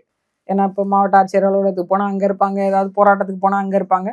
ஸோ நான் இந்த ஊரை விட்டு சென்னைக்கு நான் இந்த கடிதம் கொடுத்ததுக்கு முன்பும் சரி பின்பும் சரி, டிசம்பர் 31க்கு பிறகு நான் பெருசா சென்னைக்கே வரல. எனக்கான அரசியல் வாய்ப்பை நான் தேடணும்னா நான் வந்து சென்னையில உட்காந்துருப்பேன். நான் வரலையே, நான் வீட்டில தான் இருக்கேன். என்னை சந்திக்க ஒரு சிலர் வந்தா கூட இங்க வந்து பேசுவாங்க. நிச்சயமா அவங்க அழைப்பாங்கல்ல, எல்லா கட்சியும் செய்யற வேலை தானே. நம்ம ஒரு கட்சியில இருக்கும்போதே, அதாவது இந்த ஆடியோ வருவதற்கு முன்பு என் வீடு படியேறி யாரும் வந்ததில்ல. இதை நான் அண்ணங்கிட்டே சொல்லியிருக்கேன். இந்த ஆடியோ முதல் ஆடியோ வந்த பிறகு அவர் என்கிட்ட பேசிட்டு இருக்கும்போது நான் சொன்னேன், வருத்தப்படுறியாடான்னு கேட்டார். அப்போ என்ன சொன்ன தெரியுங்களா, எனக்கு இருக்கிற பெரும் வருத்தமேன்னு, இதுக்கு முன்னாடி வரைக்கும் என் வீடை தேடி யாரும் வந்ததில்லைன்னு, இன்னைக்கு வேற வேற கட்சிகள்லாம் வந்து என்கிட்ட பேச வராங்கன்னு, அது ரொம்ப கஷ்டமா இருக்குன்னு சொன்னேன். சில விஷயத்த நம்ம பேச வேண்டாம் அப்படின்னு நம்ம கடந்து போறதுக்கான காரணம், யாரையும் நான் குறை சொல்லிடணும்னு எனக்கு எண்ணம் கிடையாது. இது வந்து ஒரு நகர்வா தான் போயிடுச்சு. இதுக்கு வந்து இவங்க தான் பர்டிகுலரா ஒரு காரணம் அப்படின்னு யாரையுமே சொல்ல முடியாது. ஒண்ணு. ரெண்டாவது இன்னொன்னு என்ன அப்படின்னா, இப்ப நான் குறை சொல்லி என்ன பண்ண போறேன், என்ன மாற போகுது, என்ன நடக்க போகுது? ஒன்றும் இல்லை. அவர்கள் செய்த தவறு ஒரு நாள் அவர்களுக்கு உணர்த்தும். நான் உறுதியா நம்புறேனா, நான் இன்னைய வரைக்கும் அப்படிதான் இருக்கேன். என் மனசாட்சிக்கு விரோதம் இல்லாம தான் நான் வாழ்ந்துட்டு இருக்கேன். ஏன்னா எனக்கே ஒரு பெரிய என்ன, நான் ஏதாவது ஒரு சின்ன தவறு பண்ணிட்டா எனக்கே அந்த குற்ற உணர்வு வந்து என்னை கேட்டுட்டே இருக்கும். நான் அதுக்கு பதில் சொல்லவே பெருசா யோசிச்சுட்டு இருக்கேன். இல்லை, ஆனா உங்களுக்கு ஒரு 6 வருஷம் இப்ப அரசியல் களம் தான் நம்மளுடைய எதிர்காலம், வாழ்க்கை, நம்மள இப்படிதான் பாக்குறாங்க மக்கள் அப்படின்னு தோணும் போது நீங்க அடுத்து ஏதோ ஒரு கட்சியோட இணைய வேண்டிய தேவையும் இருக்குதான், கட்டாயமா இருக்கு. ஏன்னா இப்ப எல்லாருக்கும் என்ன அப்படின்னா, இங்க பல பேரோட பார்வை எப்படி இருக்குன்னா, இருந்தா இதுல இருக்கணும், இல்லைன்னா நீ அரசியலே இருக்க கூடாது. நான் வெளிப்படையா சொல்றேன், நான் முதலில் இந்த களத்துக்கு வரும்போது நான் கடலோர மக்களுக்கு முன்பு ஆதி தமிழ்குடி மக்களுக்கும் இருளர்குடி மக்களுக்கும் தான் அதிகமாக வேலை செஞ்சிருக்கேன். அவங்களோட உணர்வு என்ன, அவங்களோட வெளிப்பாடு என்ன, அவங்களோட வாழ்வியல் என்ன, அவங்க உணவு என்ன, அவங்க படிக்கிற பள்ளிக்கூடம் என்ன, அவங்க இருக்கிற அரசியல் புரிதல் என்ன, அவங்களுக்கு இருக்கிற அரசியல் வாய்ப்புகள் என்ன, இது எல்லாத்துலேயுமே வேலை செஞ்சிருக்கேன். நான் வந்து காளியம்மாள் வந்து நிறைய பேர் எழுதுறாங்க, மீன்காரிலாம் எழுதுறாங்க, கடல்காரிலாம் எழுதுறாங்க, எழுதுங்க, எனக்கு பெருமை தான். அவர் சொன்னதே தான் திருப்பி சொல்றேன். எந்த சொல் ஒண்ணு இழி சொல்லு சொல்றாங்களோ அந்த சொல்லே அடையாளமாக மாற்றுன்னு சொல்லிட்டு சொன்னாங்க இல்லையா மரியாதைக்குரிய ஐயா ரெட்டமலை சீனிவாசன். அது மாதிரிதான் நான், எனக்கு இது வந்து இழி சொல்லே கிடையாது. இன்னும் சொல்ல போனால் அது என்னுடைய ஒரு ஆமா. மீனாட்சியை போயிட்டு நீங்க என்ன சொல்லுவீங்க? மதுரை மீனாட்சி இருக்கிறாங்க, அவங்கள நீங்க என்ன சொல்லுவீங்க? அவ மீனை ஆட்சி செய்தவள், அவளை போய் நீங்க மீன்காரன் சொல்றதுல வருத்தப்படுவாங்களா என்ன? அதெல்லாம் அப்படிலாம் ஒன்றும் இல்லை. அது மாதிரிலாம் சொல்றாங்க இல்லையா. நான் இந்த மக்களுக்கு வேலை செய்வதற்கு முன்பு நான் வந்து அந்த 2010 அந்த நேரங்கள்லாம் பார்த்தீங்கன்னா நான் ஆதித்தமிழ்குடி மக்கள்கிட்டையும் இருளரின மக்கள்கிட்டையும் தான் அதிகமாக வேலை செஞ்சுருக்கேன். சில பேர் வந்து என்னங்க இங்கே போய் நீங்கள் இந்த தெருவில் போய் என்னங்க பண்ணுறீங்க அப்படிலாம் கேட்டிருக்காங்க.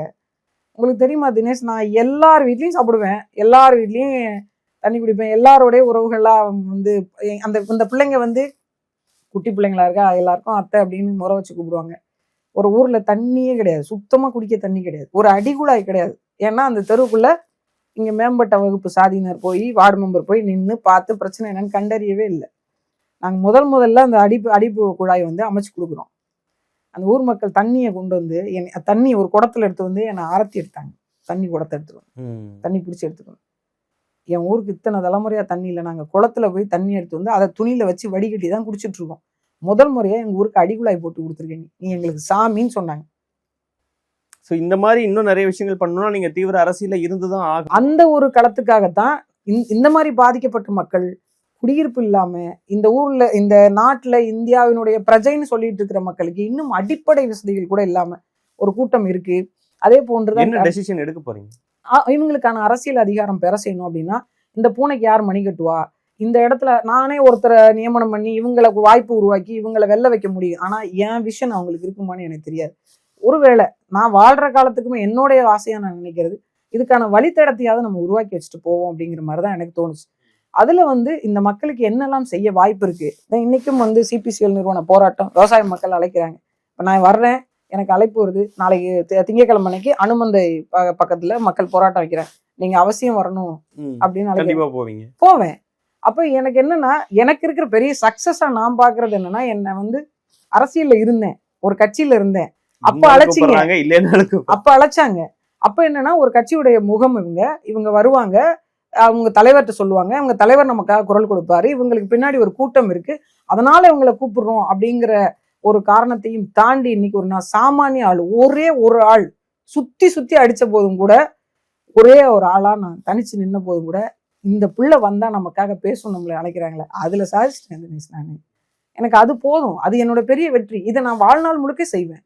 அதுக்கு தேவையான ஒரு அரசியல் அதிகாரம் வேணும் அப்படின்னா ஒரு அமைப்புக்கு நான் போய் தான் ஆகணும். நான் அதை இப்போதைக்கு உங்களோட கொள்கைகளோட ஓரளவுக்கு ஒத்து போகிற மக்கள் விரும்புற பார்ட்டியா எது இருக்குன்னு நினைக்கிறீங்க? இல்ல அப்படி வந்து இந்த பார்ட்டி அப்படின்னு பர்டிகுலரா நம்மள அது வெளியே வந்த செய்தியே கேட்டேன். நீங்க விஜய் அவர்களை சந்திச்சீங்களா? இப்ப நான் ஒரு பார்ட்டியை செலக்ட் பண்ணி வச்சுட்டேன் அப்படின்னா நான் சொல்லிடுவேன், இந்த பார்ட்டியை நான் வந்து செலக்ட் பண்ணிட்டேன் அப்படின்னு சொல்லிட்டு சொல்லிடலாம். இன்னொன்னு நீங்க சொன்ன மாதிரி நான் டிவிக்கில செய்யறதுக்கான நிறைய பேர் இந்த கேள்வியை வைக்கிறாங்க. ஆமா, ஏன்னா நிறைய செய்திகளா வந்து பிரேக்கிங் நியூஸா எல்லா சேனலும் ஆமா போனுச்சு. இப்ப நான் என்ன அப்படின்னா, ஒவ்வொரு கட்சிகளுமே இப்ப நம்ம இந்த ஒரு பகுதியில ஒருத்தவங்க ஒரு மக்களோட இணைந்து பேசுறாங்க, ஒரு போராடி இருக்கிறாங்க, இல்ல மக்கள் விரும்புறாங்க, இல்ல மக்கள் தெரிந்தவங்களா இருக்காங்க, அப்படி யாராவது ஒரு அமைப்பை விட்டு வெளியே வந்துட்டா அவங்க வந்துட்டு ஒரு வாரத்துல போய் இன்னொரு அமைப்புல சேர்ந்துட்டாங்க அப்படின்னா அது பிரச்சனையே ஆகாது.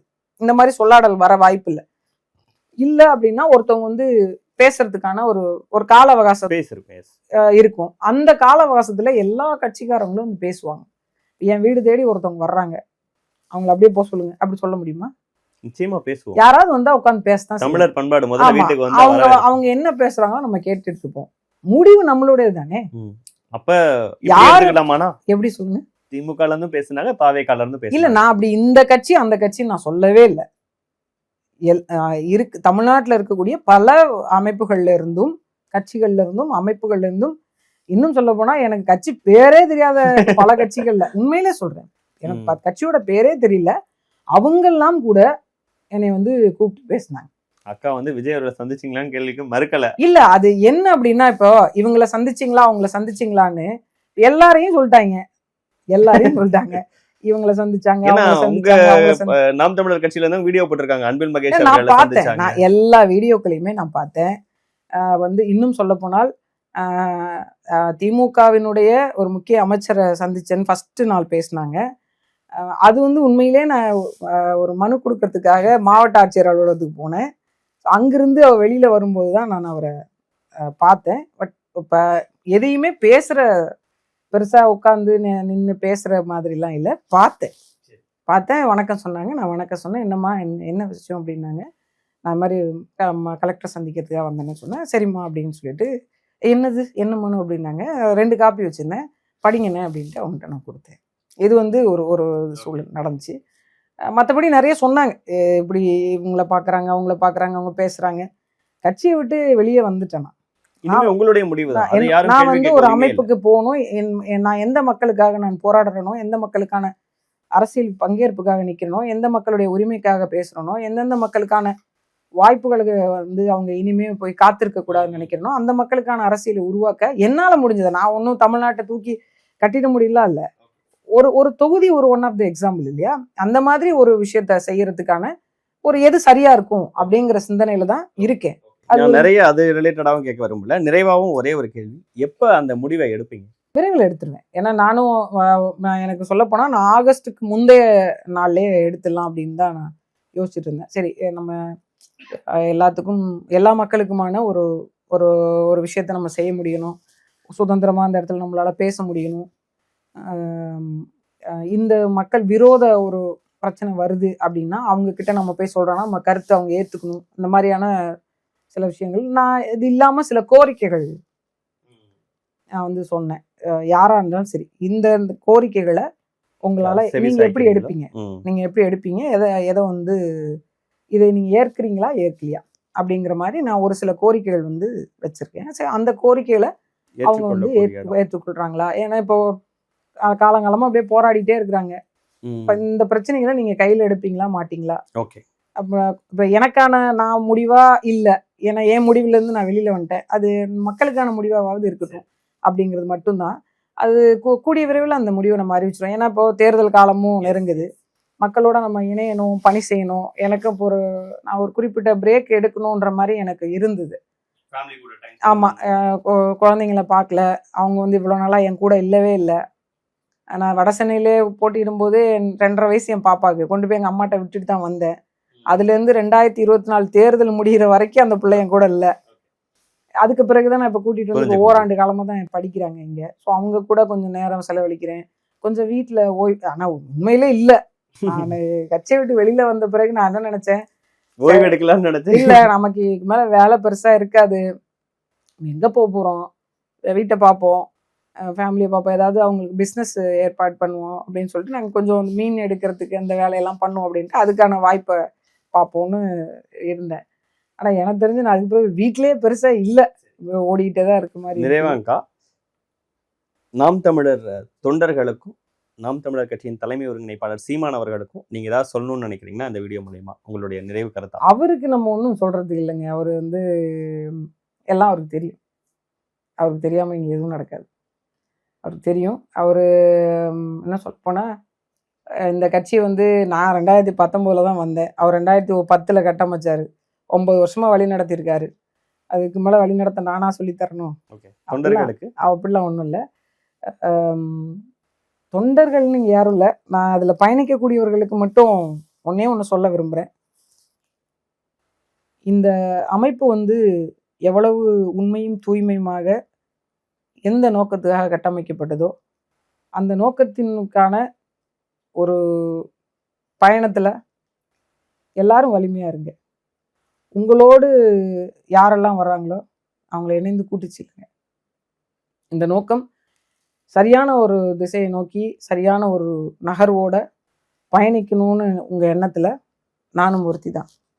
ஆனா உங்களோட எல்லாருடைய உழைப்புக்குமான பலனை அதுக்கு தகுந்த மாதிரி திட்டமிட்டு நகர்த்தி வெற்றி பெற செய்யணுங்கிறத நான் வேண்டுதலை வைக்கிறேன். அதை நோக்கி உங்களுடைய எல்லாருடைய உழைப்பும் இது சரியான திசையை நோக்கி போகணும் அப்படிங்கிறதா என்னோட ஆசையும் கூட. அதை நீங்களும் கவனப்படுத்துங்க. ரொம்ப நன்றிங்கக்கா. உங்களுடைய அரசியல் வாழ்க்கை, அரசியலுக்கு வருவதற்கு முன்பாக உங்களுடைய வாழ்க்கை, உங்கள் குடும்பம், உங்களுடைய அரசியல் பயணம், எதிர்கால திட்டம், நீங்கள் வாழ்க்கையில் பட்ட வழின்னு பல்வேறு விஷயங்களை தி டிபேட் நேர்களுக்காக மனம் திறந்து பேசியிருக்கிறீங்க. ரொம்ப நீண்ட நேர்காணல் தான், ஆனால் முக்கியமான நேர்காணல் நினைக்கிறேன். இவ்வளோ நேரம் உங்கள் நேரத்தையும் கருத்துக்களையும் பகிர்ந்து கொண்டதற்கு மிக்க நன்றி. நன்றி, ரொம்ப நன்றி.